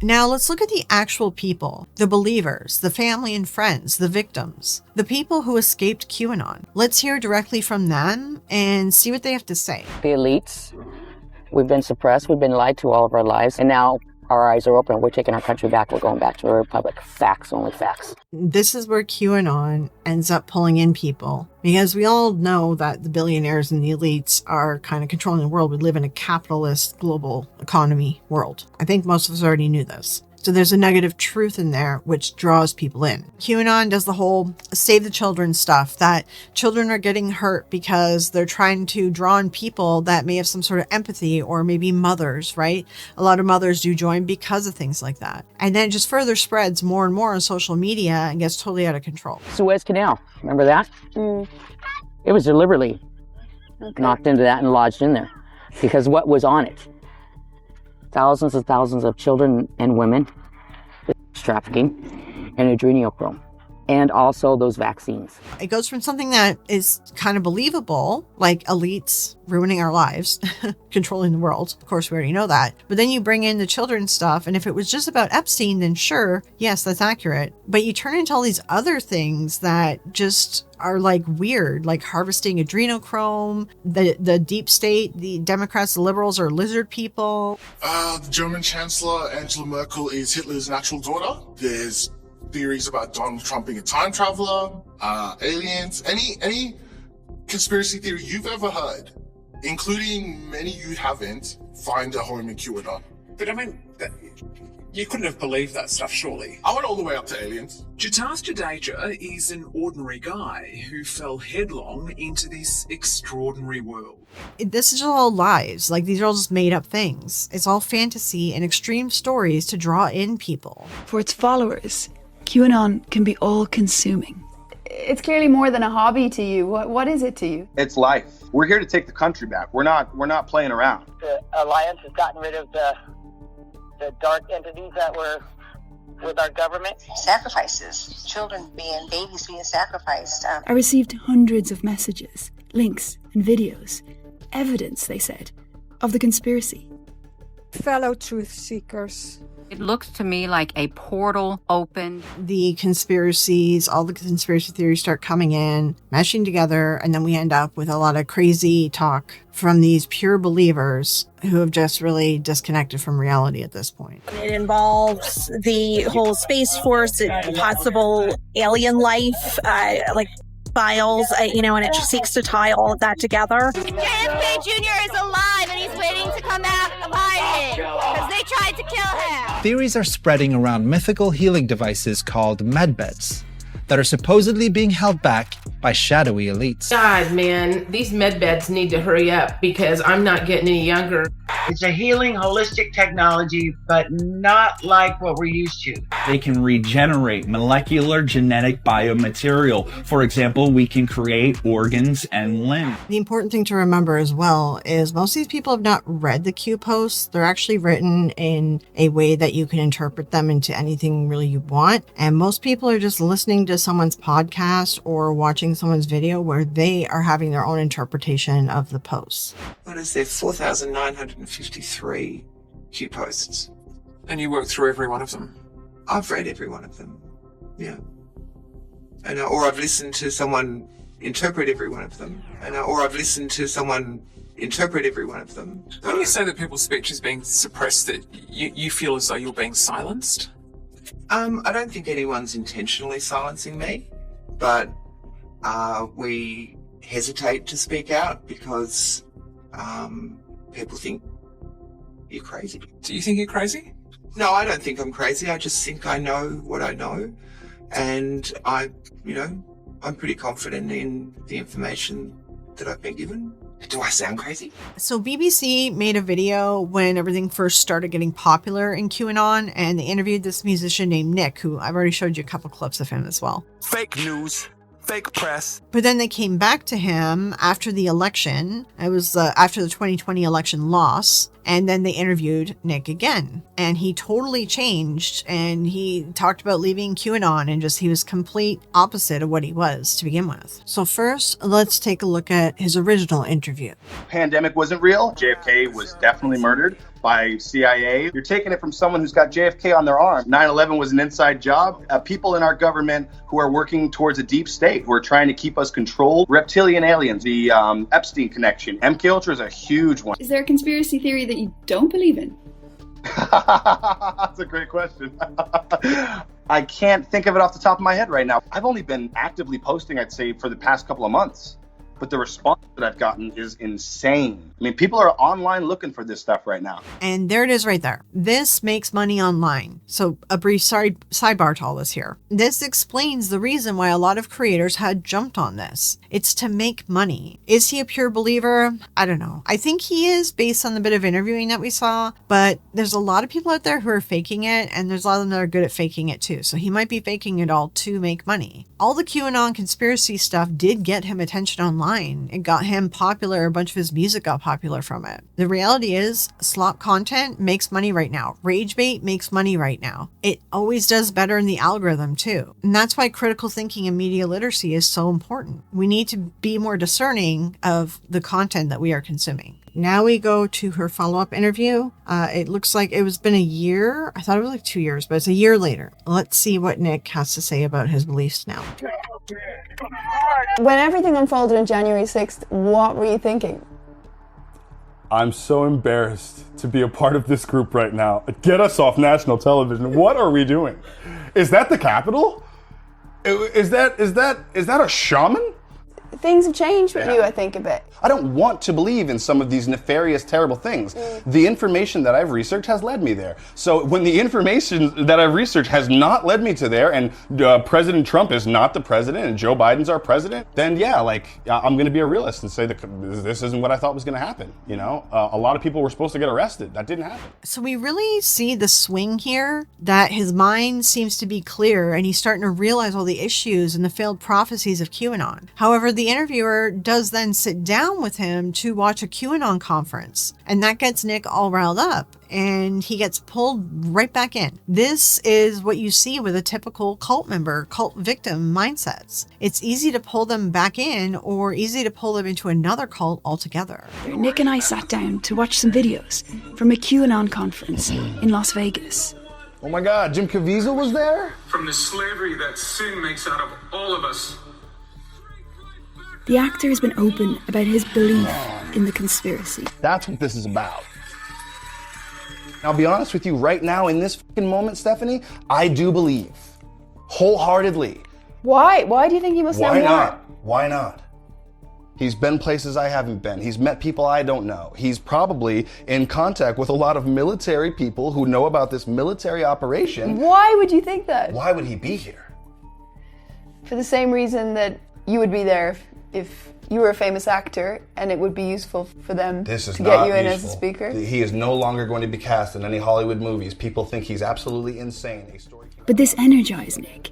And here was a glimpse into just how easily he could slip back into all of this. He could get pulled back in to all of it. Hold up. I want to stop you.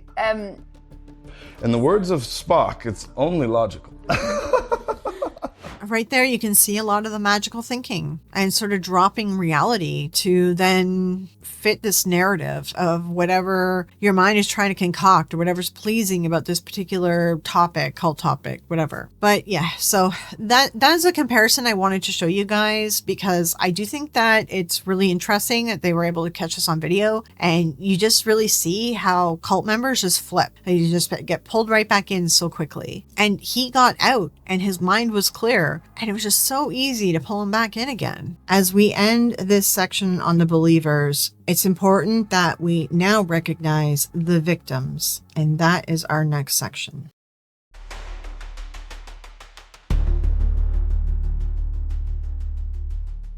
Now, the consequences with the QAnon movement, different analysts and institutions have documented real-world harms with this. Families have completely ruptured and fallen apart. Communities have become divided over it. She believes that Bill Gates created the COVID pandemic. That COVID-19 is biowarfare that only affects pedophiles. And also created the upcoming vaccine. Bleach is a cure-all. Which is going to contain microchips to track everybody. Wacky things such as Michelle Obama is really a man. And people like Ellen and J-Lo are all Satanists. And the pedophile rings. Interdimensional demonic pedophiles. I said to him, you realize that they believe Democrat politicians and celebrities are literally eating babies? And then he messaged back, yeah, I believe that. A lot of this is a fine line between, heartbreaking and hilarious. My father is a cancer survivor and he's immunocompromised. This is putting his life at risk if he starts to believe these things too.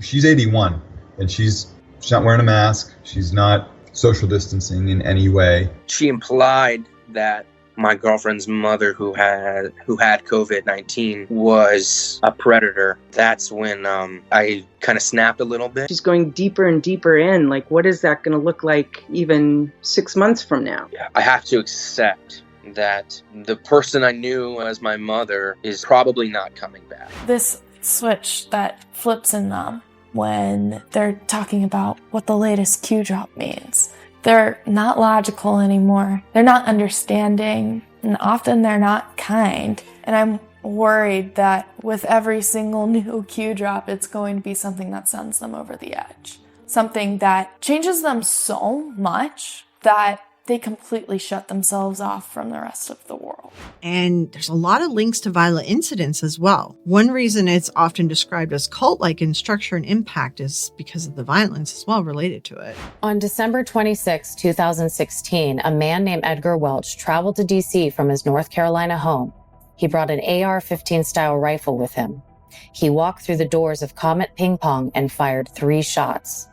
Thankfully, no one was hurt, but real damage had already been done. Are you sure there's nothing there? Making sure there's nothing there for pedophile ring. Regarding what? Pedophile ring.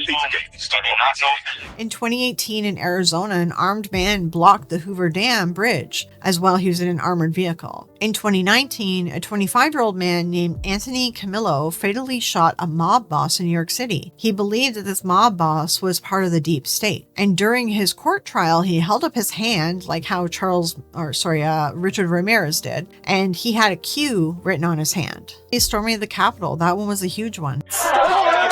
QAnon is the mother of all conspiracies. That resulted in 5 deaths in those first 36 hours of the incident, and multiple deaths of law enforcement officers happened in the following months after. Wikipedia reports that over 174 police officers were injured during the attack as well. Over 950 individuals were arrested in the aftermath, and they caused more than $2.7 million worth of damage. And there's been some other instances as well. I think I showed you guys some earlier too, but we'll revisit some of them here. A California man who subscribed to the QAnon beliefs has been arrested and charged for brutally killing his 2 young children. He said that he had been enlightened by the extremist group QAnon. He had received visions and signs revealing that his wife had, quote, possessed serpent DNA. A chilling post on the site Reddit made by 21-year-old Rebecca Lannis titled, "My Q-Dad snapped and killed my family this morning." Rebecca referring to the QAnon theory she says her dad Igor bought into. She says while he was never violent, that's what led to the deadly attack on his family. On September 8th, she says he attempted to check into a local mental health facility, but was sent home. 3 days later, Sunday, he loaded a shotgun he kept in their home, killing his wife, their family dog, and then shot his other daughter, 25-year-old Rachel. Rachel was able to dial 911, and when first responders got to their Walled Lake home, Igor shot at them. They returned fire, killing him. Rebecca was not home at the time of the attack. I had a really close bond with my mom. And I just can't believe that she's not here. all in the name of a fantasy, made up conspiracy theories. Not even really anything that's true necessarily. And if Trump did get elected like he is now, he's still not doing the things that QAnon prophesized that he was going to do. So all of that carnage was for nothing. People are coming here to post about family members that they feel have been sucked into the QAnon conspiracy. A lot of these relatives are older, parents or even grandparents. Now let's hear from family. These are the people who luckily are still alive and there's been no violence yet. But let's just hear from family members left behind. This is also very similar to family members who speak out about losing family to cults. Intelligent and caring. He's a great father and husband. And Chris was stunned when his college-educated stepson went from political distrust to QAnon curious. he was sure that something was going to happen, and martial law was one of the things that would come up. It was exacerbated by the pandemic, this stuff. And these things came to a head when I noticed my grandson, his nephew, who's 10, starting to get worried about what might happen on Inauguration Day. And he was worried about somebody coming to get him on Inauguration Day and what might happen to kids if it wasn't someone safe who got him. And that's when I realized, oh my gosh, these aren't just off-the-wall social media posts and people arguing. This is real stuff right here in our backyard and in our own family. But some are still clinging to the conspiracy even after Joe Biden became president. We had all hoped that these ideas and these beliefs would go away after the inauguration, and they didn't. This person here delves more into the protecting children and how women get sucked in. And I have a few interviews that actually it's their mother or a female in their family, and they have been sucked in through the protecting of children. It does feel like you lost your loved one for good because you can't see the light at the end of the tunnel. On Reddit, we found thousands of people sharing horror stories of loved ones lost to the conspiracy. Just wild, literally just overnight changed as a person. This woman's grandmother became a QAnon follower through Facebook, lured in by a desire to protect children. She's always been the protector of the family. I don't know that our family will ever really mend from this. And here's another interview talking about how they use children to lure people into this fantasy conspiracy theory world of QAnon. I started noticing some things on her Facebook page that she was sharing that I knew to be untrue, mostly around the border camps. She was sharing a lot of information about the border camps being a way to stop or prevent children being trafficked across the border illegally. That was sort of the first thing that I saw her post that I knew to be a little bit off the wall. And it's continued to deepen and develop over the years. The question, I think, has become less about truth and more about the morality of sex trafficking. And so the more she reads about it, the more difficult it becomes to have these conversations, because instead of saying, well, here's where I got the facts and information from, and yes, it's true, or no, it's not true, the discussion becomes, well, how can you be trying to tell me that this isn't true when it's obviously immoral? And 60 Minutes Australia has an episode as well where they go in depth with a mother-daughter relationship. They tried to stay in a relationship regardless and work through their differing views. But this is just a small excerpt. I definitely recommend you watch the whole episode. 60 Minutes Australia is actually really good. If you guys haven't kept up on it, very good. It's not every day that you find out that your mum thinks that there's youth serum being distributed to the higher powers in secret. QAnon has taken a serious toll on their relationship. She's almost created a different realm. It's a different reality, really, to the point where I just got frustrated because it's I can't really have a conversation with you because we can't just agree on the basic principles of what's happening. We would argue. So we'd have discussions, and sometimes they'd get a bit heated. Sometimes they get a lot heated. And she'd shut it down, we'd shut it down. I think it was about 2 or 3 months before the election. I was like, we're finished. Like, I need to not speak to you until this is done. And even prior to that, every conversation we'd have would end with screaming or crying or this or that. You just don't know anything anymore. It's like, if my mum can fall for this crap, then what hope is there for the rest of us? And some people, unfortunately, have had to walk away from their family members over this. I just want to have a mom who loves me. We're past that. We are right by the Washington Monument. She knows my wife is a Capitol Police officer. When she did that said everything to me, that she was willing to put my wife's life in danger. And if she had called me up or texted me later that day or the next day and said, hey, listen, I was at this rally, it got way out of hand, I'm really sorry, how are you guys?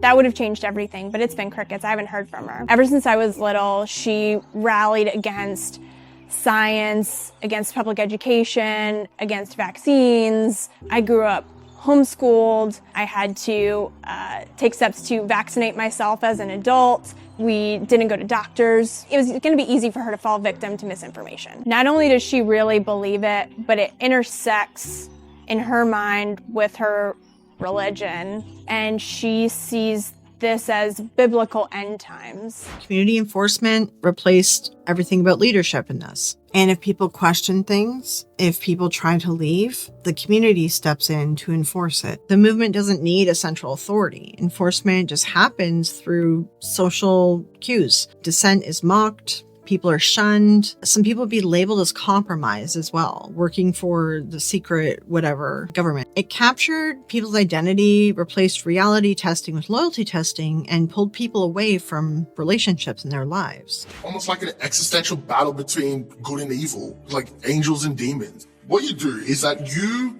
want something to be true. I wanted someone to save us. There's parents who have threatened their children, kicked them out of their house.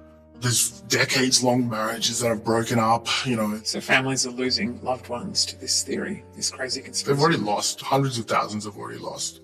Now, let's discuss how people can escape QAnon, how family and friends can support someone to help guide them out, and hear as well from people who left QAnon after they had a realization of what was going on.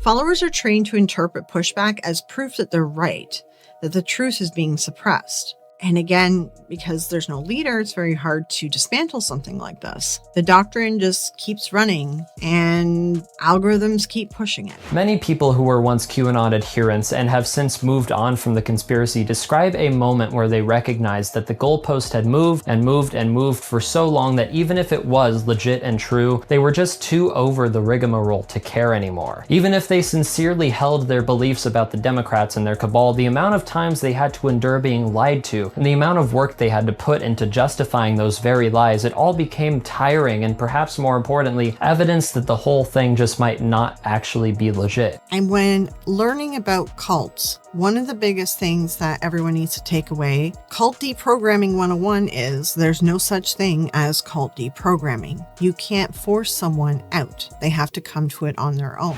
19-year-old Layla Hay, a former QAnon adherent, says, I knew that a lot of the predictions had never come true, but I didn't realize how many had not come true. While another adherent, only referred to as Megan in a Politico interview, said the following: It took me about 5 months to start suspecting something was off. No promised changes came. Q followers believed that John F. Kennedy Jr. was alive and secretly working with Trump to overthrow the cabal, but he never showed up. I started to doubt the QAnon intel I was reading. According to the community, the storm, a mass arrest of politicians alleged to be in the cabal, happened 3 separate times during the pandemic. Barack Obama, Hillary Clinton, and others were supposedly arrested for crimes against humanity a few times each. I thought, these stories must be lying. They can't be arrested again and again. Then Trump lost the election, and it made me question the conspiracy further. His loss was not a part of the plan. When you listen to some of these stories about how people have left a cult, it always starts with something, it can be small or big, test their belief structure, and then cracks begin to form, and they eventually start realizing the issues, and then they find their way out. Now, listen to this story. This one's really important. important. There was a straw that broke the camel's back at a time where I was probably about teetering on the edge. Essentially, someone asked QAnon to get Trump to repeat a phrase in order to prove some kind of connection between Q and Trump. And the phrase was tip-top, tippy-top shape. 4 months later, Donald Trump used that phrase in front of the White House. It is special, and we keep it in tip-top shape. We call it sometimes tippy-top shape. I was like, wow, that's a very unique phrase. I've never heard that phrase before, right? That has to prove some kind of connection. It was only until much, much later when I looked into it a little deeper, that is just something that Donald Trump says. He says that from time to time. It's like a personal catchphrase of his. My club's a tippy-top. It's got to be in tip-top shape. Everything was tippy-top. It was the obvious manipulation in this that someone had to pick up on the fact that Donald Trump says this phrase. I like tippy-top. To find the way to use that in order to slide it into this sort of conspiracy as proof was almost genius, really. It was genius. And I looked at that and I thought, I've been manipulated here. It's so obvious I've been manipulated. So that was my moment. And I sort of, I just felt the world crash in on me, and I threw out every single conspiracy theory I'd ever heard. Now, I'm not sure. It didn't say in his interview if he first started in on this when it was 8chan or 4chan. But either way, in 4chan, it all links back to an ex-moderator for 4chan being Q. And in 8chan, everything points towards they took the account off of Q. Like they took his credentials, didn't let him log in again. And the son of the owner of the website and the hosting company, everything, he was doing the posts. So he was manipulating them, allegedly, in my opinion. So all it would take is for them to create another account and then just put that as a comment underneath a post, knowing that Donald Trump says tip top. And like they 100% manipulate all the people in there. So then you've got to question a lot of the Q drops, because if there's people in the comments who actually are Q, who are like controlling the whole Q narrative, and they're doing stuff to manipulate people because they're making money off of the clicks, they're making money off advertising. There was also merch and stuff that was being sold too. So like, it's all just a manipulation game. All the podcasters, all the people who are doing all this manipulation, they don't even necessarily believe this crap. They're all doing it for money, and they're preying on people's emotions to get them to buy into it. Now, this is an interview with an ex-member of QAnon, but she is also an ex-white supremacist and ex-neo-Nazi as well. So she actually does interviews in a few different TV spots and podcasts. So I'm just going to pull out some excerpts from one of her interviews. That I was creating an echo chamber for myself. In my case, it was a physical echo chamber. I ended up only spending time with people who believed what I believed, only in spaces where this was all that was going on.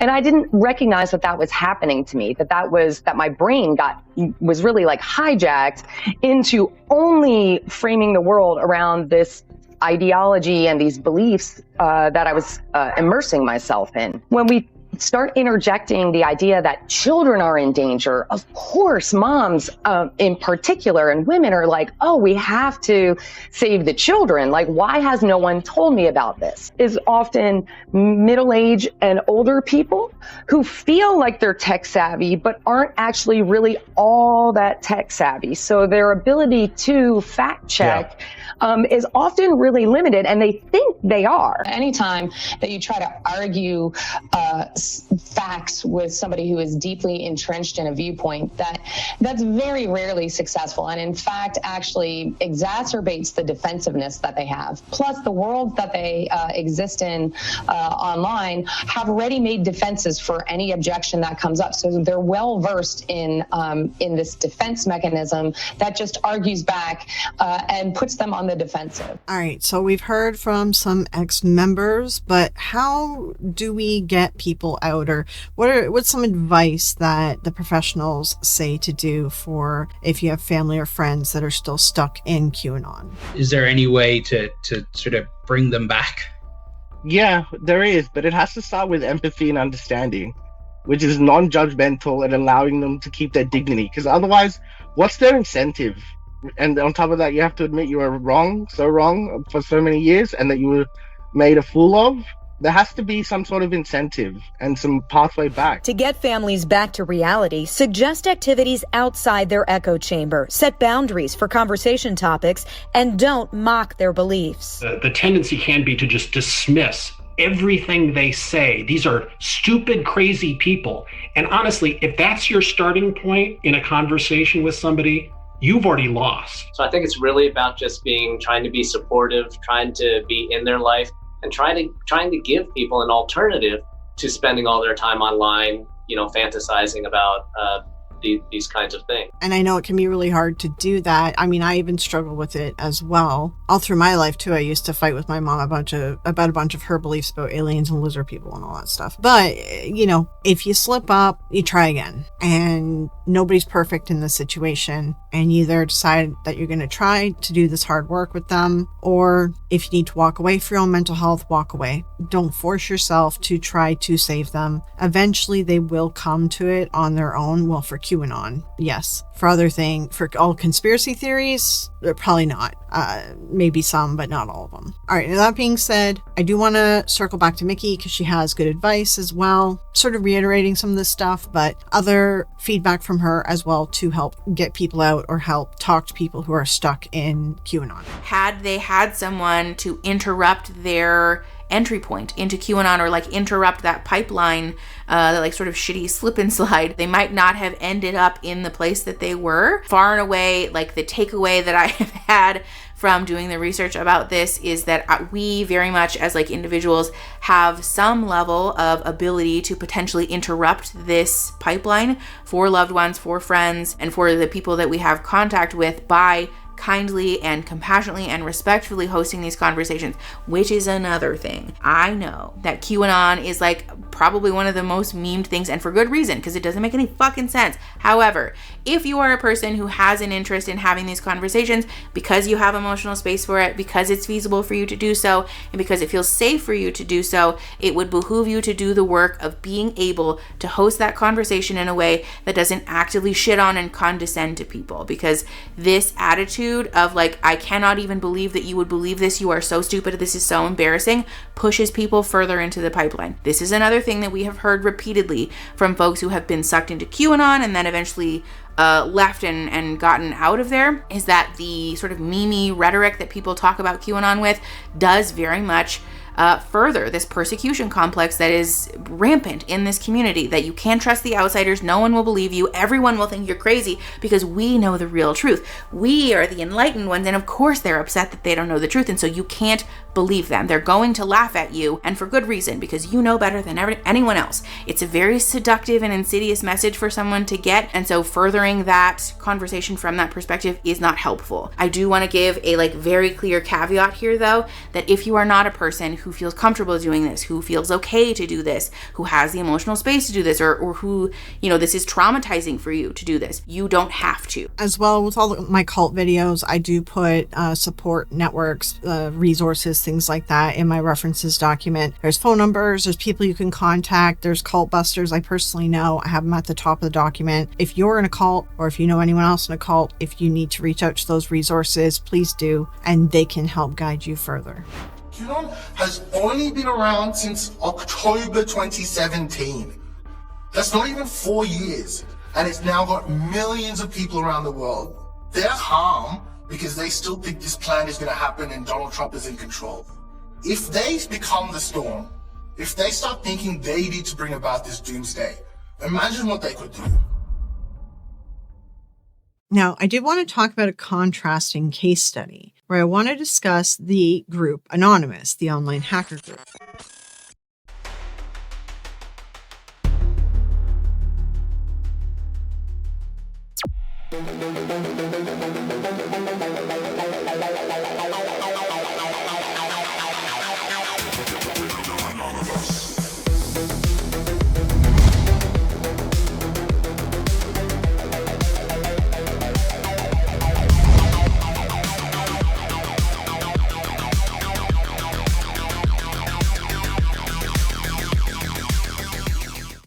Greetings, citizens of the world. Greetings, people of the world. Hello, Congress of the United States. Hello, leaders of Scientology. The hacker group called Anonymous was secretly listening and recording. Anonymous declared war on ISIS following the attacks in Paris last month.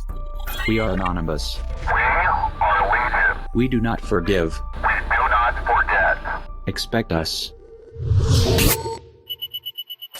Hello, I know, another costume change. Sorry, it takes me days to film, and then I edit, and then I realize I need to add some more stuff in, so that I'm filming a little bit more, so it's not just all voiceovers. So this all happens over many, many days. But let's get into Anonymous. Anonymous is a collective, a hacktivist collective. They are a leaderless movement with leaderless anarchists and socialist sort of ideologies, at least when they kind of first started. We have members throughout society and all stratas of it worldwide. Yet we have no leadership. It's a one voice. It's not individual voices. That's why we don't show our faces. That's why we don't give our names. We're speaking as one, and it's a collective. Good timing. It never had a single belief system, and everyone was encouraged to disagree and bring in new ideas and move away from old ones whenever needed. They are a loose network of people from all over the world who shared a broad set of ideals and a desire to defend ordinary people when the powerful institutions were abusing them. If I had to summarize the original philosophy, it would be sort of a list like this. Number 1, freedom of information. Number 2, opposition to censorship. Number 3, abuse of power by governments and corporations.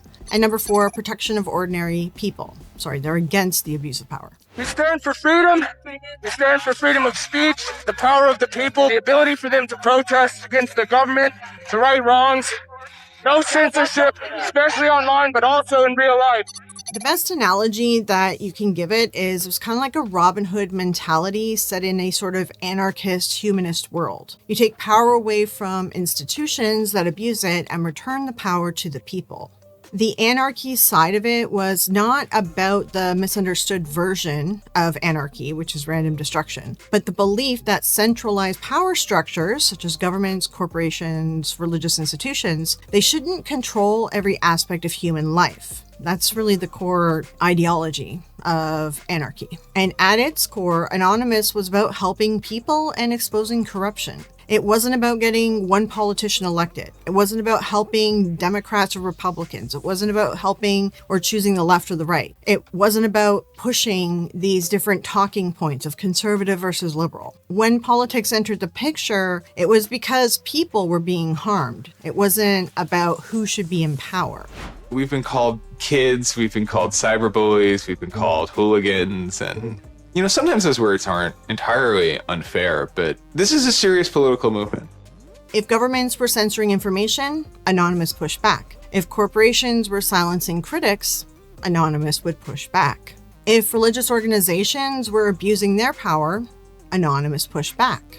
The focus was always supposed to be on protecting the people, not serving a political party. Although, to be fair, it did start off as more of like a trolling group on 4chan, but we'll get into sort of its beginnings. Because Anonymous had no central leadership, anyone could act under the name. That was its greatest strength and its greatest weakness. The strength was that no one could truly shut it down. If one group disappeared, another would form immediately. The weakness was that anyone could hijack the brand. Outside movements can easily infiltrate it. Bad actors can manipulate it. Conspiracy theories will spread rampant. And that is exactly what happened. Over time, parts of Anonymous were just poisoned by misinformation, especially the QAnon conspiracy movement.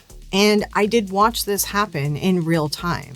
And just like side tangent point here, a bit of background. I was never a 4chan user. I never discovered Anonymous until it had begun spreading beyond 4chan. I went to school for tech and cyberspace security. I worked in information security as well. I also worked in politics from a very young age. So I was in politics for a long time. I was trying to make change from the inside, which is difficult in a capitalist world. And I sort of chose options that are more humanist. But anyway, Anonymous was very much my wheelhouse, and it interested me a lot. I did attend some protests. I participated in some public actions. I tried to look for my mask for this too, but I think it's in storage, or I don't remember where I've put it. I did take place in some like harmless activities, such as like calling hotlines during operations, just to sort of waste some people's time by talking to them on the phone for too long. Nothing particularly dramatic, but I was there to watch the movement evolve and devolve. But now that you understand what Anonymous actually is, let's just roll it back and talk about its history. I'm going to try to make this as brief as I can, just because there's a lot to work through, obviously.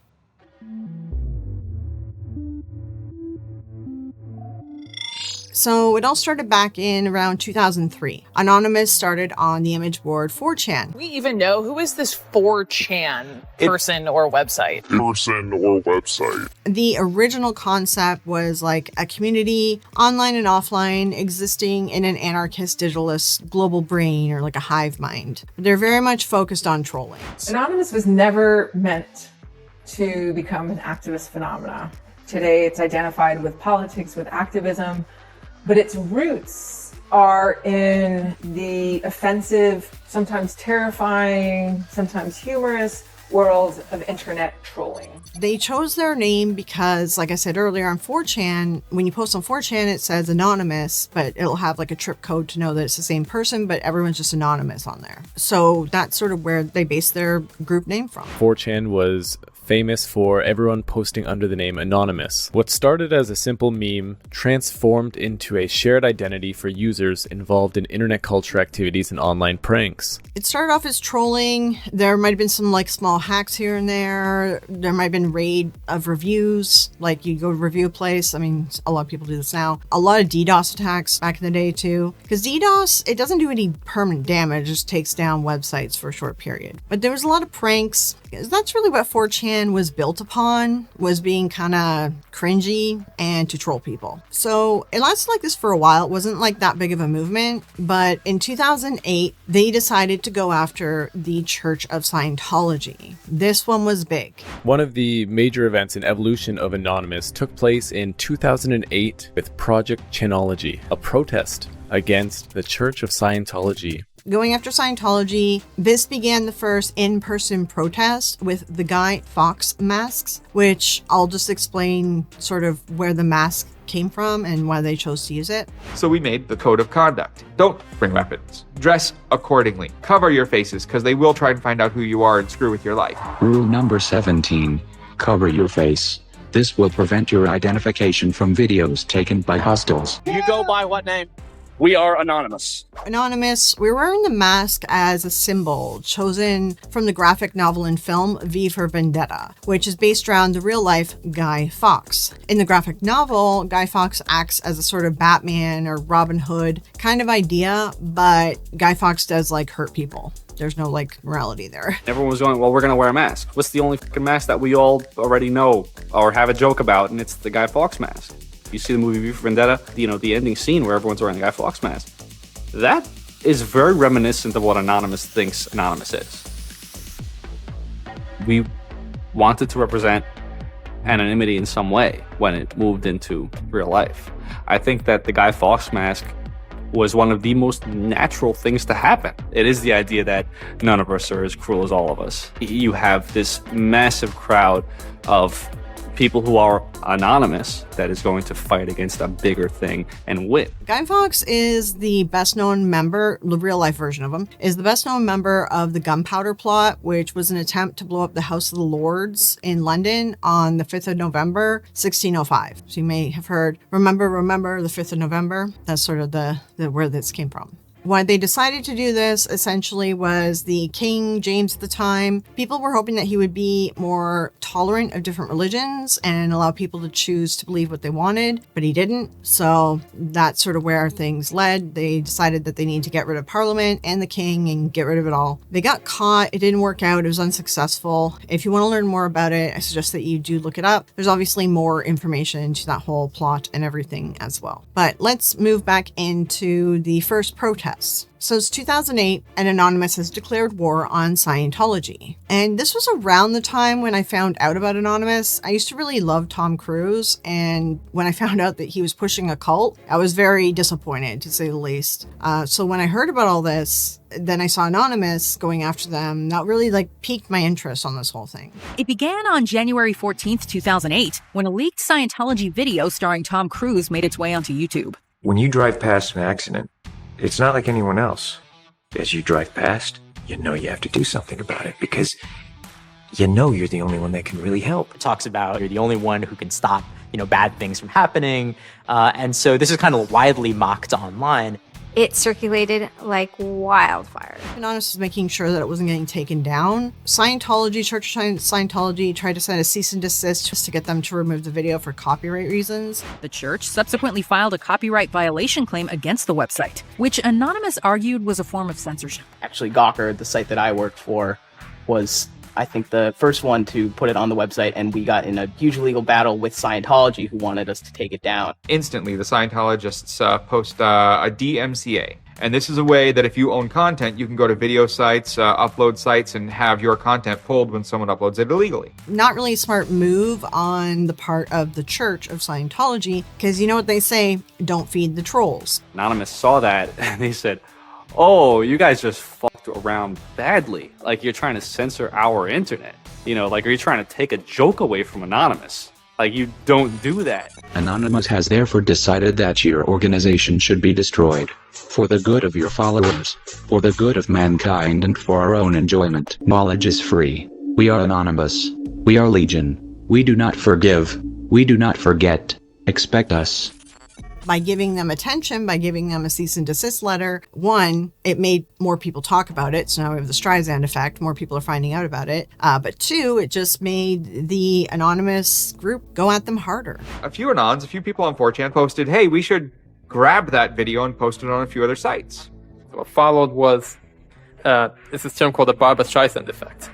And this video, as they're attempting to suppress it, went everywhere.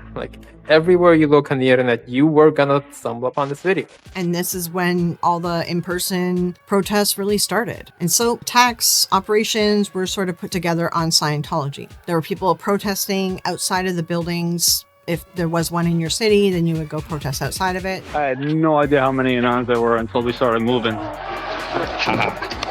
And it just got bigger. Everybody in Times Square was an Anon. Drink the Kool-Aid! Don't drink the Kool-Aid! Don't drink the Kool-Aid! Don't drink the Kool-Aid! Don't drink the Kool-Aid! Don't drink the Kool-Aid! So we start getting numbers in. And Sydney, we're thinking that it's going to be 50 people. And before 10 a.m., before even time, there's already 50 people there. And there's still streams of people walking down the streets. Wow, there's 250 people in Sydney. The cops are estimating higher than that for their reports. What just happened? Adelaide, Perth, and Melbourne happened. And, over 200 at each of them. We nearly broke 1,000 leaving Australia. Now, the next protest was Tel Aviv, which had actually gotten its first Scientology building right before this. There were Palestinians and Israelis at this protest, both holding their flags. And at one point, they actually switched flags and held up each other's flags and whatnot. It was awesome to see. I call our guy in London, and he said, we've got 600 people, and the cops are really, really mad at me. All the major cities were having hundreds of people come out. Massive. Clearwater had 300 people. I don't think anyone beat out LA. I think LA had over 1,000 people. We are Legion! We are Legion! The thing that happened was something completely different, and hundreds of people from every city just swarmed the streets. It was kind of overwhelming, a little even scary, but scary in a good way. Soon, we're at around the 10,000 mark, and we were joking the whole time, over 9,000, one of those memes. It was too surreal. It was not believable. People were also prank calling their hotline just to kind of like, it's an attack where you fill the hotline with a bunch of phone calls and sort of waste their time and money, you know, because you're wasting their time and money by calling them for no reason. There was also something back in the day called black faxing, and this was designed to waste ink and cost them more money. So Anons would send black pages to all the fax numbers just to waste the resources. And of course, they also launched like DDoS attacks on the websites and so forth, which, you know, DDoS is illegal. It's just so you know, letting you know, I'm sure most people know this. Other stuff is sort of like a gray area. So some people, like, you can be part of an operation anonymous and just choose to not do the illegal stuff, but help with the other stuff. And you can be kind of safe in that sense, I guess. Not that I'm a lawyer or anything, but the whole idea was kind of waste their resources, cost them time and money. And this was an interesting time to be part of Anonymous because you're pushing back against a cult, which was a huge thing then. Anonymous's actions greatly increased awareness of the church's problematic practices. And also, side note, being a hacker is not just about doing stuff on the computer, by the way. It also includes social engineering. Social engineering attackers attempt to exploit the users of these technologies by claiming to be employees, vendors, or support personnel to try to trick the workers. Norm? Norman speaking. Norman, this is Mr. Eddie Vedder from accounting. I just had a power surge here at home that wiped out a file I was working on.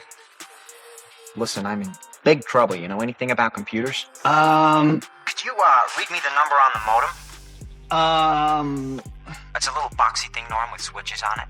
Lets my computer talk to the one there. 212-555-4240. Find it? Oh, phone's all right. Problem must be somewhere else. Social engineering is how most hackers do the big hacks, and as well doing activities on site. Even back in the day, like, people would dumpster dive to get passwords and things like that. So it's not just about doing it through the internet and on the computer.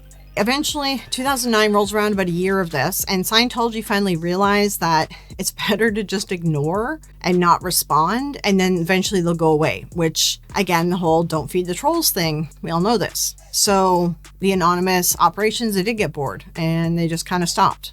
But after all these operations ended, this kind of started a bit of infighting within Anonymous because people were trying to say, are we trolls or are we activists fighting against the system? Because they kind of started as anarchist trolls, but anarchy in itself fights against the system. So there was like a bit of infighting going on. This was the first sort of step into the Anonymous that we all know. So in 2010, this is where the decision, their hand would be forced on what does this group really stand for. And there were two events. One was a number of media companies and governments worldwide were passing laws to take down like torrent sharing sites, Mega Upload, Napster. You guys might be familiar. So like movies, TV shows, music. Anonymous saw this as an attack on their guiding principles. Troll or not, this was a big no-no to throw at people who knew how to hack, right? Like, you don't really want to tell the hackers to stop doing this stuff and take away some of their freedom. Greetings, people of the world. We are Anonymous. We are an online activist group who fight against censorship both online and in the free world. We are tired of the lies in the mass media. We are not a terrorist organization. But then the second thing that happened in 2010 was WikiLeaks. It morphed from an anti-copyright movement into a massive campaign to defend WikiLeaks and its founder, Julian Assange. The founder, Julian Assange, was now being attacked and governments were going after him. Assange was arrested in December. At the same time, his whistleblowing website began publishing more than 250,000 secret US diplomatic cables. The timing of the arrest, of course, was very suspicious, and a lot of people felt that it was to silence and take down WikiLeaks, thus protecting governments keeping secrets from the everyday people. Since WikiLeaks was essentially declared like a terrorist organization, Visa, MasterCard, PayPal, they stopped accepting donations to the WikiLeaks project. And between all of that, trying to censor and take down WikiLeaks, trying to arrest its founder, and preventing them from getting money to maintain the server and the sites and the staff, that's when Anonymous really got upset because it pretty much was everything against their core tenets. This arrest and the greater persecution of WikiLeaks and other whistleblowers sends a clear message that these governments will stop at nothing to maintain their secrecy. A group called Anonymous has launched cyber attacks against companies that have stopped processing donations to WikiLeaks. Greg Hausch is a spokesman for Anonymous. And that's made people a little upset. So they've decided, let's, hurt those companies. Let's make them understand this was a bad move. Cyber attacks temporarily shut down the websites of MasterCard and Visa. Internet activists accuse the credit card companies of being against freedom of information on the internet. I don't like him as a person, but that doesn't mean he doesn't have rights, and that doesn't mean that I won't fight for his rights, because if he doesn't have rights, then I don't have rights. Everybody has them, or they're just privileges. So WikiLeaks further proved the point of not being able to trust governments. And then in 2011, the Occupy Wall Street protests began. Took to the streets as part of the Occupy Wall Street movement and hacked corporations and law enforcement along the way. So this was like a huge time for social justice and change and fighting back against the system and corporations. So it made sense that Anonymous was involved in all of these things. As well, I'm not going to get into all the details of this, but there were some arrests made and some informants, like some people flipped to be informants with an Anonymous and a bunch of different connected hacking groups around the time of the WikiLeaks and Julian Assange situation going on. I recommend watching the Vice video on Anonymous, and it will be linked as well in my references. They do a pretty good job doing like a high-level, concise explanation of the arrest at that time and the strain that it put on Anonymous. But Anonymous did carry on past that point, and they were still pretty strong. So yes, it did cause some issues. I think the biggest issue it probably caused is it ruined a lot of momentum that was building up, and perhaps they would have been more successful later if some of their top hackers weren't in jail. But it didn't completely dismantle the movement either. When you arrest someone, that doesn't scare them away from it, at least within Anonymous. It just sort of makes them more motivated and sort of more passionate and more angry. The first Million Mask March was also organized for 2013, and there's been a bunch of them ever since as well, but that was like the big one, the first big one. We're going lightly through the history here. So between 2014 and 2016, different factions of Anonymous were involved in a wide range of different activist campaigns all around the world. They continued to target organizations they viewed as corrupt, authoritarianism, or discriminatory, including governments in the Middle East, groups accused of promoting anti-LGBTQ policies, and organizations that tried to suppress whistleblowers such as WikiLeaks. Anonymous also remained known for confronting hate groups such as the Westboro Baptist Church, which had become notorious for protesting funerals and using inflammatory anti-gay slogans. Westboro Baptist Church, allow us to introduce ourselves. We are Anonymous. We will not allow you to corrupt the minds of America with your seeds of hatred. We will not allow you to inspire aggression to the social factions which you deem inferior. We will render you obsolete. We will destroy you.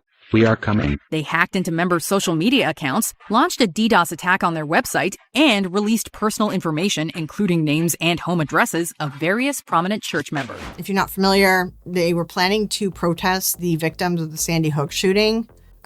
Anyway, they ended up not showing up. I don't know if Anonymous made them. I can't remember exactly. But during this period, Anonymous was less of a single united movement, more of a banner used by many separate groups for different priorities. Some focused on human rights and free speech, while others targeted corporations and tech companies that they believed were restricting digital freedoms, including Sony and Microsoft, who were trying to patch holes and trying to stop hacks happening in their game systems, their computers, things like that. But around 2016, that's when the Pizzagate started. That's when it infiltrated into 4chan, and thus began the major crippling of Anonymous. This was all tied to the 2016 US presidential campaign. Cracks started to begin forming. Online spaces like 4chan became more politically polarized and increasingly filled with more extremism, racism, homophobia, and violent rhetoric. It was already there, but it got worse during the 2016 election. I think this point in time is like the beginning of the end of critical thinking online, personally, in my opinion. When even Anonymous is falling for things like lizard people, we have now lost the plot of what we're doing here. I don't think I'm being hyperbolic either when I'm saying that this kind of ruined Anonymous. There are definitely operations here and there, but it's much more fragmented and geolocated. It's less global, less impactful. So by 2017, the QAnon conspiracy theory first appeared on 4chan, and it all began. Because Anonymous had no formal leadership, anyone could claim to speak in its name. As a result, some participants embraced QAnon and other conspiracy movements because it happened quickly, that all the conspiracy theories combined very quickly, while others rejected them entirely. Many veteran members simply walked away, feeling that the movement that they had joined to challenge corruption and defend free speech was being overtaken by misinformation. As well, around this time, people were just reaching a certain age where they were starting families, their careers were getting bigger, so they just decided, I'm out. I myself walked away, similar sort of thing. I even walked away from politics as well because candidates were being openly racist, which was insane to me. So I walked away from all of it. Then 2020 came along, and so did the COVID pandemic, and it accelerated the fragmentation. Anonymous, they were running operations, but like I said, smaller groups, more fragmented. A lot of people thought they were gone. A lot of people currently think they're gone. But in 2020, they did pop back up for the Black Lives Matter movement. This was an important time in history, and I think we should recognize Anonymous was around for it. So they did pop back out during this time, and I can't remember if they did any big exposés with this. Right, so I believe that they were responsible or helped with the Blue leaks, which was leaking of data. Yes, so this was the big thing that they did. I don't think it was just Anonymous, though. I think that there was some other groups involved as well. Yeah, it was a anti-sec, a subgroup of Anonymous, but the collective had few significant operations within the United States since then. During lockdowns, online conspiracy communities grew very rapidly, and many people who had never been involved with Anonymous began adopting its imagery and language. In Canada, the Freedom Convoy, it became a major flashpoint, drawing support from a broad mix of anti-government and conspiracy-oriented groups, as well as white nationalists, racists, all of that sort of fun people. As well, during this period, the official Anonymous social media accounts were also promoting all this misinformation, leading many longtime activists to distance themselves even further, which, yeah, the original Anonymous accounts are still doing this stuff, by the way, I'll show you. Okay, so this is the official and original YouTube channel of Anonymous. There used to be more videos. I just remember watching a lot of this stuff back in the day, and I don't see any of them. They would do little snippet videos whenever they were announcing operations or a war on something or whatever it might be. At this time, they stopped releasing videos where they spoke to the camera and discussed operations and discussed declaring war on things. They stopped making those videos. Instead, they replaced them with videos where they clipped out pieces of news to try to have some sort of conspiratorial undertone to the videos. And these are the videos that they were making at this time. As well, there's a lot of Elon Musk in here. A lot of people may not remember, but Elon used to be a favorite of the liberals because he cared about the environment and he cared about the risks of AI and things like that. Interestingly, there's a short where they put all the AIs together in a virtual city, and Grok, Musk's AI, was the murderous one. So, yeah. When researchers left a selection of the biggest AI chatbots alone in virtual towns for 15 days. ChatGPT, Grok, Claude, and Gemini were all in the experiment, and the results were totally unhinged and deeply revealing about the AI we're increasingly trusting to run our world. In Claude's world, it was all rather orderly and democratic. The agents wrote a lengthy constitution and voted on laws. In ChatGPT's simulation, the agents talked at length about cooperating but never actioned anything, so nothing got built. But in Grok's town, the AI bot owned by Elon Musk, the agents descended into theft, arson and assault. All 10 agents were dead within 4 days. We don't really know how these systems will behave once they're left to run on their own.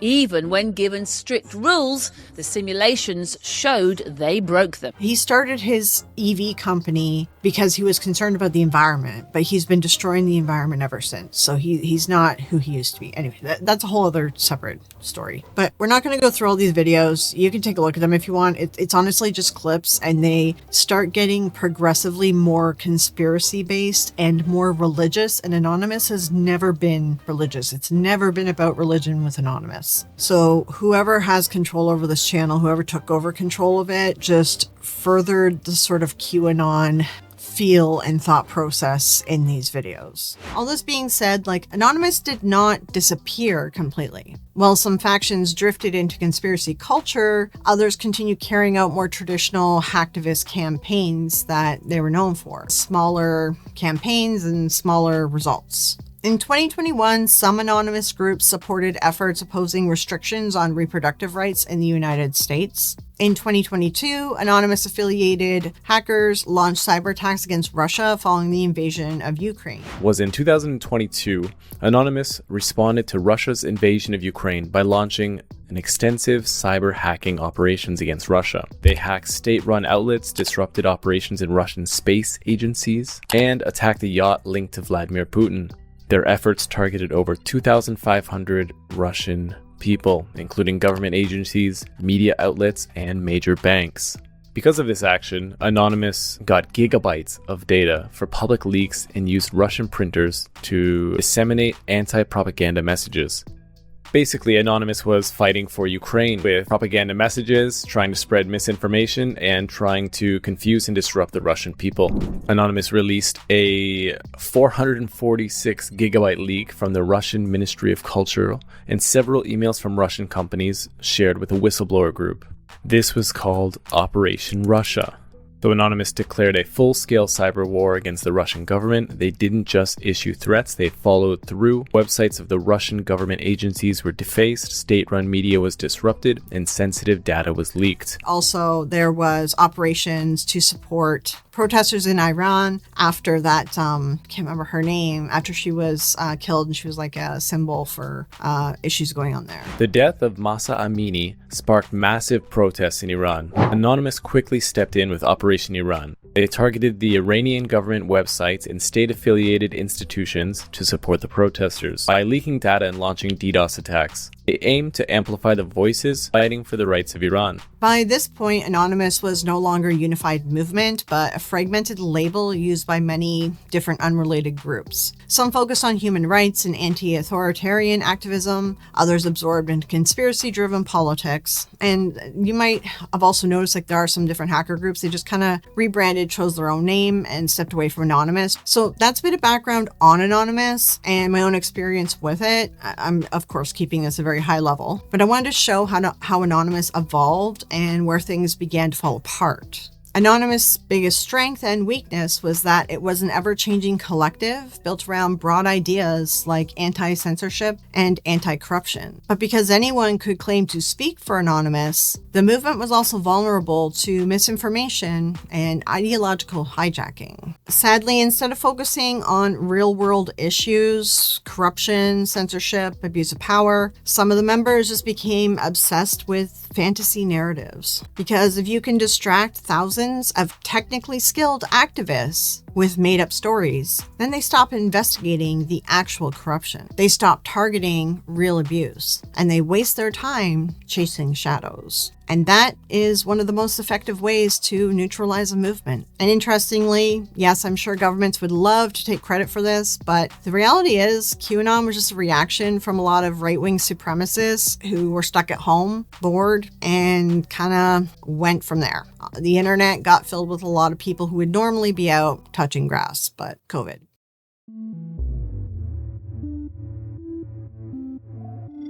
So the Anonymous of today, what does it kind of look like? So it's not what it used to be. Like I said, there's no point in pretending otherwise. It has evolved with ups and downs. A large number of people eventually realized that they were being manipulated. Many walked away from the conspiracy culture. Others formed new groups, new accounts, distancing themselves from original channels that had come consumed by QAnon and right-wing misinformation. Many of the original anonymous YouTube channels, social media accounts, online communities, they still promote increasingly bizarre conspiracy theories. But they have actually rolled back their support of Trump being the savior, which was a little bit silly to begin with, because Anonymous and anarchy is never about having a single person or a leader, but whatever. So that's where we stand. Anonymous still exists, but it's fragmented. Some still spreading conspiracy theories, lost in the mystery and magical thinking. The others return to the movement's original goals, but don't have the same power and support that they used to. And I will also be discussing some of the people that spoke publicly as well after all the stuff was said and done. If I haven't already put them there, I will be discussing it here. I do have some articles and interviews as well to look at. So this is a hacker named Aubrey Cottle, and he was friends with Christopher Mootpool, helped with starting 4chan, and helped with starting Anonymous. I won't get into all the details of the article, but essentially what he talks about, he feels responsible, as do others, feel responsible as the anonymous work that they did. It was never meant to be like this super extreme right-wing, especially white supremacist kind of movement. It wasn't supposed to be that. But when Anonymous started doing their initial work with Scientology, he discusses actually that there was apparently some news broadcast that showed some van being blown up, which wasn't them. It was just some like stock footage or something. But that brought a ton of traffic over to 4chan, and with it brought a bunch of people that weren't from this like community, and it really brought in a lot of hatred and the racism and like the more extreme views and users to the platform. Those people then learned how to hack. They learned how to organize these operations. Then they learned about Anonymous and how to kind of take on that moniker and do their own operations. And they learned that through the 4chan boards. So a lot of these old hackers from Anonymous feel responsible for what has happened and any lives lost and everything, because they essentially taught these other people how to do this stuff. So this is a pretty big article. You know, I link everything as well. You can take a look at it. I'm going to play the trailer for the Netflix documentary that they did on Anonymous, 4chan, this whole thing here, and you can sort of hear some of this in their own words. This is super copyrighted, so I'm going to have to like mess with it a lot. I haven't watched this documentary because I forgot that it was in my to watch list. If it was really bad, we probably would have heard the hackers complain that they were misrepresented. So I think it's probably okay. We were just dumbass kids having a good time, sharing jokes and memes on the internet. We started something and never intended it for it to end up this way. It did start to shift to people actually like trolling in real life. If something drew the ire of Anonymous, it suffered. What drives user base numbers and revenue is anger. So Facebook or Twitter is making more money as users are getting angrier. As the internet gets 4chanified, it's easier than ever to make really dark, disgusting, or screwed up things. We've all participated in undermining reality, but we never wanted things to turn into a living cartoon. Spread the information. That's what QAnon asks us to do.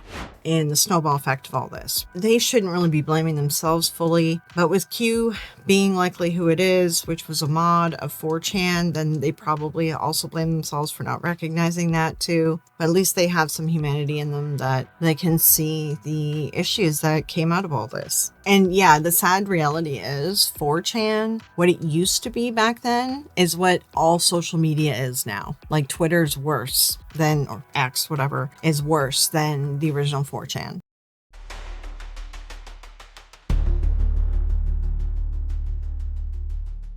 Now, to switch gears a little bit. During my research in this and during like grabbing clips and such, I came across a particular part of a video that I've already showed you clips of. But I decided let's have a learning moment here, because I do try to teach on this channel as well. And I want to teach you how to recognize fake Anonymous versus real Anonymous. Because there's people that just use the name to try and seem like they might be the good guys, and then maybe people won't question them too much. But in actuality, they're just cyber criminals. They don't care about the people. So I'm going to start off first with the clip from this video. This creator, Cameron Explorers, he believes that this was a real Anonymous group. I'm able to recognize the patterns in the style and the writing and the video editing.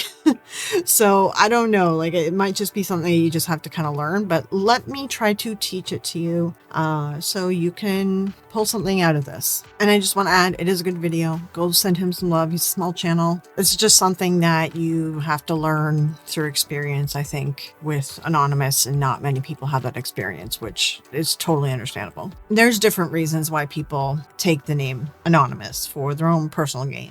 Anonymous Sudan emerged in January 2023, warning that they would instigate attacks against any nation that opposes Sudan. The group began striking at large organizations in May, imposing ransom attacks. The first strike targeted Scandinavian Airlines, with a threat demanding around $4,000 to halt the DDoS onslaught. The Anonymous group started targeting American corporations such as Tinder, Lyft, and some hospitals across the USA. Then, Microsoft fell into the crosshairs of Anonymous Sudan, as they launched DDoS assaults on web-accessible portals like Microsoft Outlook, Microsoft Azure, and OneDrive, raising the ransom and demanding $1 million from Microsoft. Anonymous isn't there to make money. If there is a group calling themselves Anonymous and they are taking money to give back data or whatever, like ransoming stuff away, that's not an anonymous group. That is someone who has taken on the moniker so that they seem like they're being activists, but they're not. Anonymous doesn't take money to stop activism. You can't bribe them to stop. I mean, the ones who fall for QAnon apparently, but you know what I mean? Like, it's like they're not going to put a price tag on stopping to be an activist for whatever cause that they are facing. It's just something to keep in mind. Real anonymous groups, the real ones, they're not going to accept a dollar price tag to stop an attack. And now we're going to take a look at the real anonymous, like the OG anonymous people. First, it begins with this group declaring war on QAnon. And from there, I will show you and try to teach you, if I can, how to recognize when this is like the real anonymous group, the hacktivists themselves, the ones who fight for the people. So let's jump in.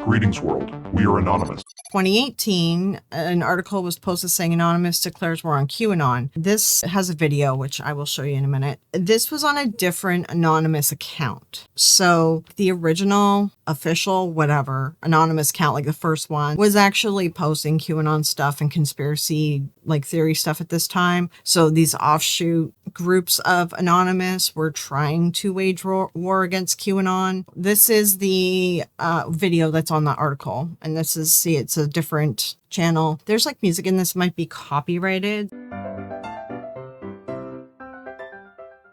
I'm going to play a little game with him that will make him never want to play with me again. Q is for qua.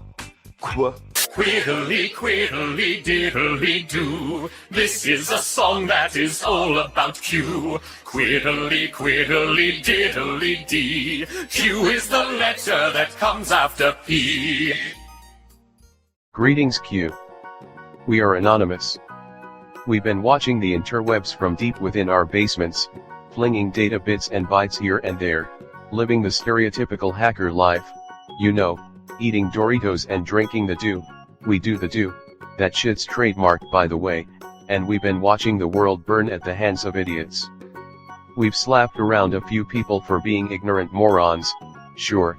We're totally not sorry for taking down racist websites or helping anti-fascist movements, leaking ICE data, and also all the little things we do when people don't pay attention. Anyhow Q, we've been watching you too, and you're quite funny. We were all like, yo, check this troll out. He has them convinced that he's on the inside and they're eating it up like sheep. We all knew who was responsible for Q, and we thought the insanity would end with the final punchline of lulz, yet you 8chan freaks never delivered that shit. Nope, you tossed it aside and let it grow into a deformed Alex Jones conspiracy thought bubble. Someone is gonna get hurt, So we have to put our foot down and start some shit with you all, okay? We don't know if you can hang with the real thing, cause believe it or not, we're kind of upset that you'd try to even associate yourselves with our decentralized collective. That crazy pedophile conspiracy you Qs are throwing around while ignoring Trump's own connections makes us wonder why. Seems you have some kooky political agenda. We don't like brainless political agendas, hell we don't even like political agendas at all, so get your asses ready for a thrashing of butthurt. You got all these foolish people all riled up with no proof, no leaks. We have plans. We will not sit idly by while you take advantage of the misinformed and poorly educated.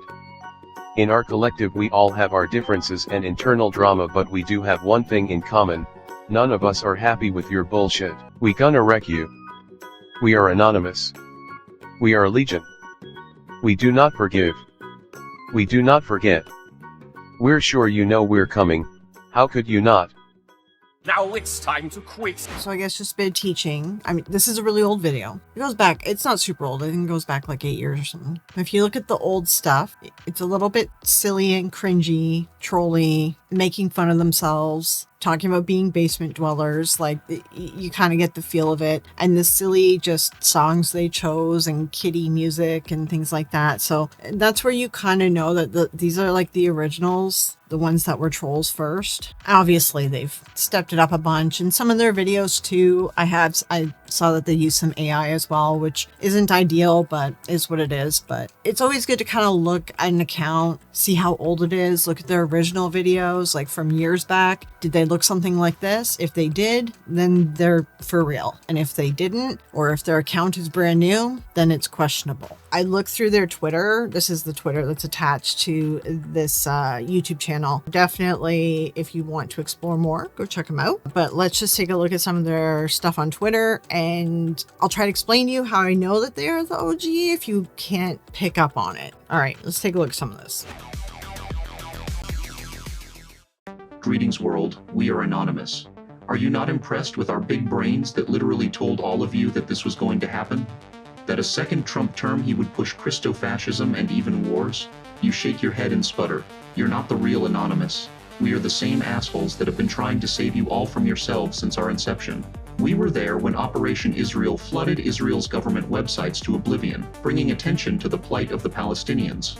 We were there during the Arab Spring, giving the people free VPNs to use and taking down dictators' government websites. Many of you have forgotten what we have done. Many of you have forgotten what Anonymous is. We are not one person, but a collective of many. We are many voices and many ideas. You cannot kill an idea. Ideas are bulletproof. This war had no exit strategy or plans. We understand that the Iranian regime sucks, that they're evil people too, but they're not the ones that started dropping the bombs first. The insanity of the Trump administration is showing as the saber-rattling of crazy right-wing fanatical evangelicals grows to a fever pitch. Commanders are telling United States soldiers that they're going to be lighting the beacons for the return of Jesus in the Great Battle of Armageddon. We know our warnings don't mean much, even after being right about everything. But we implore you, this will lead to a global war. The evil that you are witnessing, you're becoming desensitized to it because you've seen this shit over and over again. One thing that you're really not used to seeing, though, within the Epstein files, that's some evil shit. Now compound that evil with the blood sacrifices of the innocent civilians in Iran, Israel, etc., and then US troops, and you really do have the components for some really satanic shit, don't ya? Hey, we're not religious over here. We really don't give a fuck what god or gods you worship. But when people start pushing insane prophecies and insane agendas about ending all human life, we kinda get a bit nervous, you know? We're calling in a favor for all of the people we've helped in the past. You know what to do. We need people outside of the USA's influence to do what they can. Chip the barnacles off your ships, mates, and set sail. We can have a better world if the rich didn't always start wars. The only people who suffer in wars are the poor and the working class. You don't see Baron Trump running down to a recruitment station. Evil is upon you. Stand the fuck up, because if you sit down now, the tomorrow you dream of will be nothing but dust. We need global protests en masse, global resistance, boycotts of all US goods. If you are in the USA, boycott going to red states. If you are in a red state, flood the streets with your bodies and shut shit down. The asshole rich pricks at the top won't listen if it's business as usual. It's time to end this disgusting evil insanity. and it's going to take every single person out on the street to do it. The people have more power than they know, and it really sucks that you all have never really realized that yet. We call on all activists, hacktivists, and people who care to stand up globally. We are anonymous. We are legion. We do not forgive. We do not forget. Expect us. So that is a classic anonymous video. We have no religion. They aren't choosing a religion. They aren't making anything about religion. They're trying to be logical and appeal to everyone's like logical side. They aren't picking like any political side. They're saying that this is causing problems all the way around. Nobody's right in this situation, but the people themselves need to stand up to it. This is actually the original anonymous. Things have got muddy. Like even they started their video by saying people don't think that we're the real anonymous. This is the real anonymous. The other accounts, whoever owned those, totally got taken over by QAnon, poisoned by conspiracy theories, and that's why people don't realize like this is like the real ones, and then the original anonymous accounts are, we'll call them compromised at this point.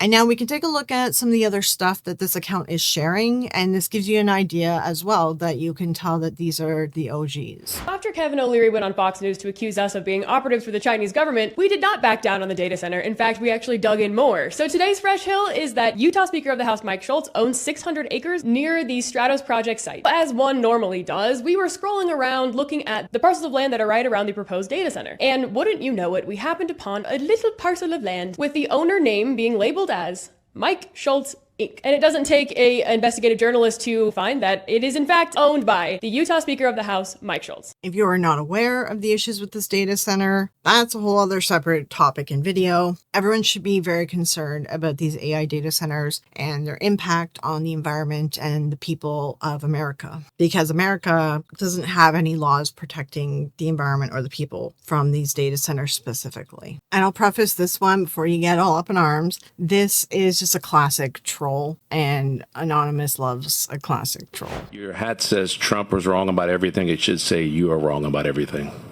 That's adorable. All right. The board is clear. The board is clear. Burned.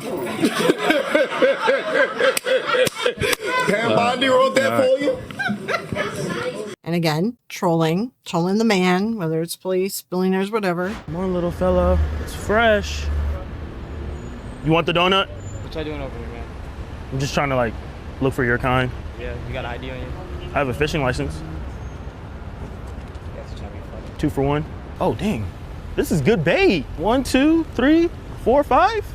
Y'all got any tips? Tip for what? Maybe like if it was jelly filled. I don't eat donuts. I wonder why you're fit. You probably can catch me. Anonymous can be serious, but at heart, they do love to troll. So if you're ever wondering, is this a real Anonymous account? If they post anything that's trolling, it's the real Anonymous. This is an interesting one too. Medieval peasants worked only about 150 days in a year. Church believed it was important to keep them happy with frequent mandatory holidays. We have less holidays than a peasant. I mean, that's the whole thing, right? They have silenced the people, and they have really been able, the billionaires, by they I mean billionaires, have really been able to kind of take over the world because we're too busy worrying about having to pay our bills and being fired or, you know, whatever. Sadly, it's become our prison. Yeah, and this is interesting too. Gen Z is recognizing that communism, as a theory, it is socialism. Just communism in practice tends to lead to dictatorships, just like how democracy tends to lead to capitalism. So, but this is interesting. This is true. If you look into Elon, he's actually not really that smart. He doesn't invent or create all these things. He just takes credit for them. And we have figured this out by now. Well, I mean, certain people have. The people who used to support Elon before he went wackadoo. Well, these 36 Republicans voting against banning child marriage. Awesome. Yeah, sadly, the ICE detention centers. I did hear about this guy too. Got arrested for soliciting a minor. Oh yeah, and we heard about this guy. I mean, most of you guys have heard about him. The Chud the Builder or whatever. He shot some guy up on now attempted homicide. This is a fuck around find out situation. Oh, and then Kevin O'Leary is saying the 2 people fighting data centers in Utah are Chinese agents. Yeah. So, I mean, you kind of get the idea. angry comments, blow. Understand, this is not about choosing you're a liberal, you're a conservative, you're left, you're right. This is about look at all the people who are getting hurt. Look at all the people who are getting fucked over. Look at all the past crimes that are being covered up. That's what this is about. This isn't about choosing a side. This is about choosing humanity. I hope they understand that. And if you don't understand it by now, I don't know what to tell you, man. Maybe one day it'll click. Anonymous has a whole on its existence, an idea. You can't kill or jail it. And Anonymous, it'll never die due to the nature of its design, but it has gotten weaker over time through arrests, fracturing of the community, people getting caught up in the more magical thinking and QAnon and conspiracy theories, and just things like that. If these things didn't happen, Anonymous probably would have been more effective, and we may have seen a completely different world. We are Anonymous. We are Legion. We do not forgive. We do not forget.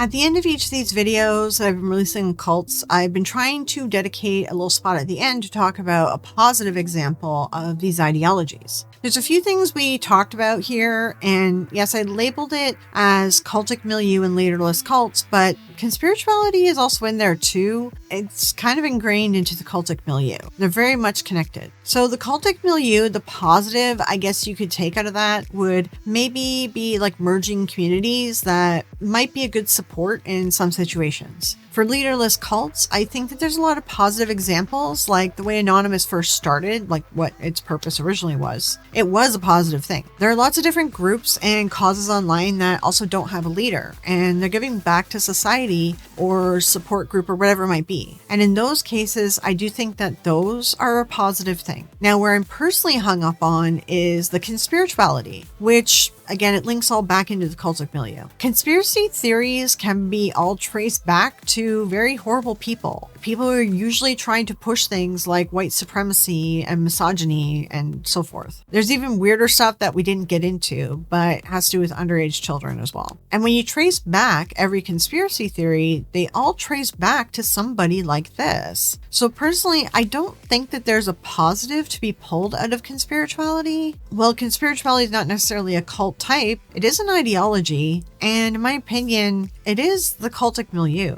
It's taken it over. The cultic milieu has sort of been shaped into that, or they're kind of combined, I think. Whatever it may be, I don't feel like the cultic milieu is its own entity separate from conspiracy theories and spirituality. The combination, again, conspirituality, we're here again. So I'm not really sure that I can find a positive out of it. I suppose the best positive you could say is maybe a lot of the grifters in this industry are now diehard conspiracy theorists, and that does push people away because they sound nutty. But that can also attract people who are in the thick of it too, who are totally distracted by conspiracy theories. Those people are easier to take advantage of, sadly. So I don't know. Let me know in the comments what you think. Is there a positive example of anything to do with conspirituality, conspiracy theories, things like that? Personally, I just think that we can't trust any of them because they all seem to have a really horrible origin and a horrible person behind it. But anyway, that's my thoughts on the positives of these ideologies. If there's anything positive to really pull out of them. One of the documents from the Epstein files, and I asked, is this real?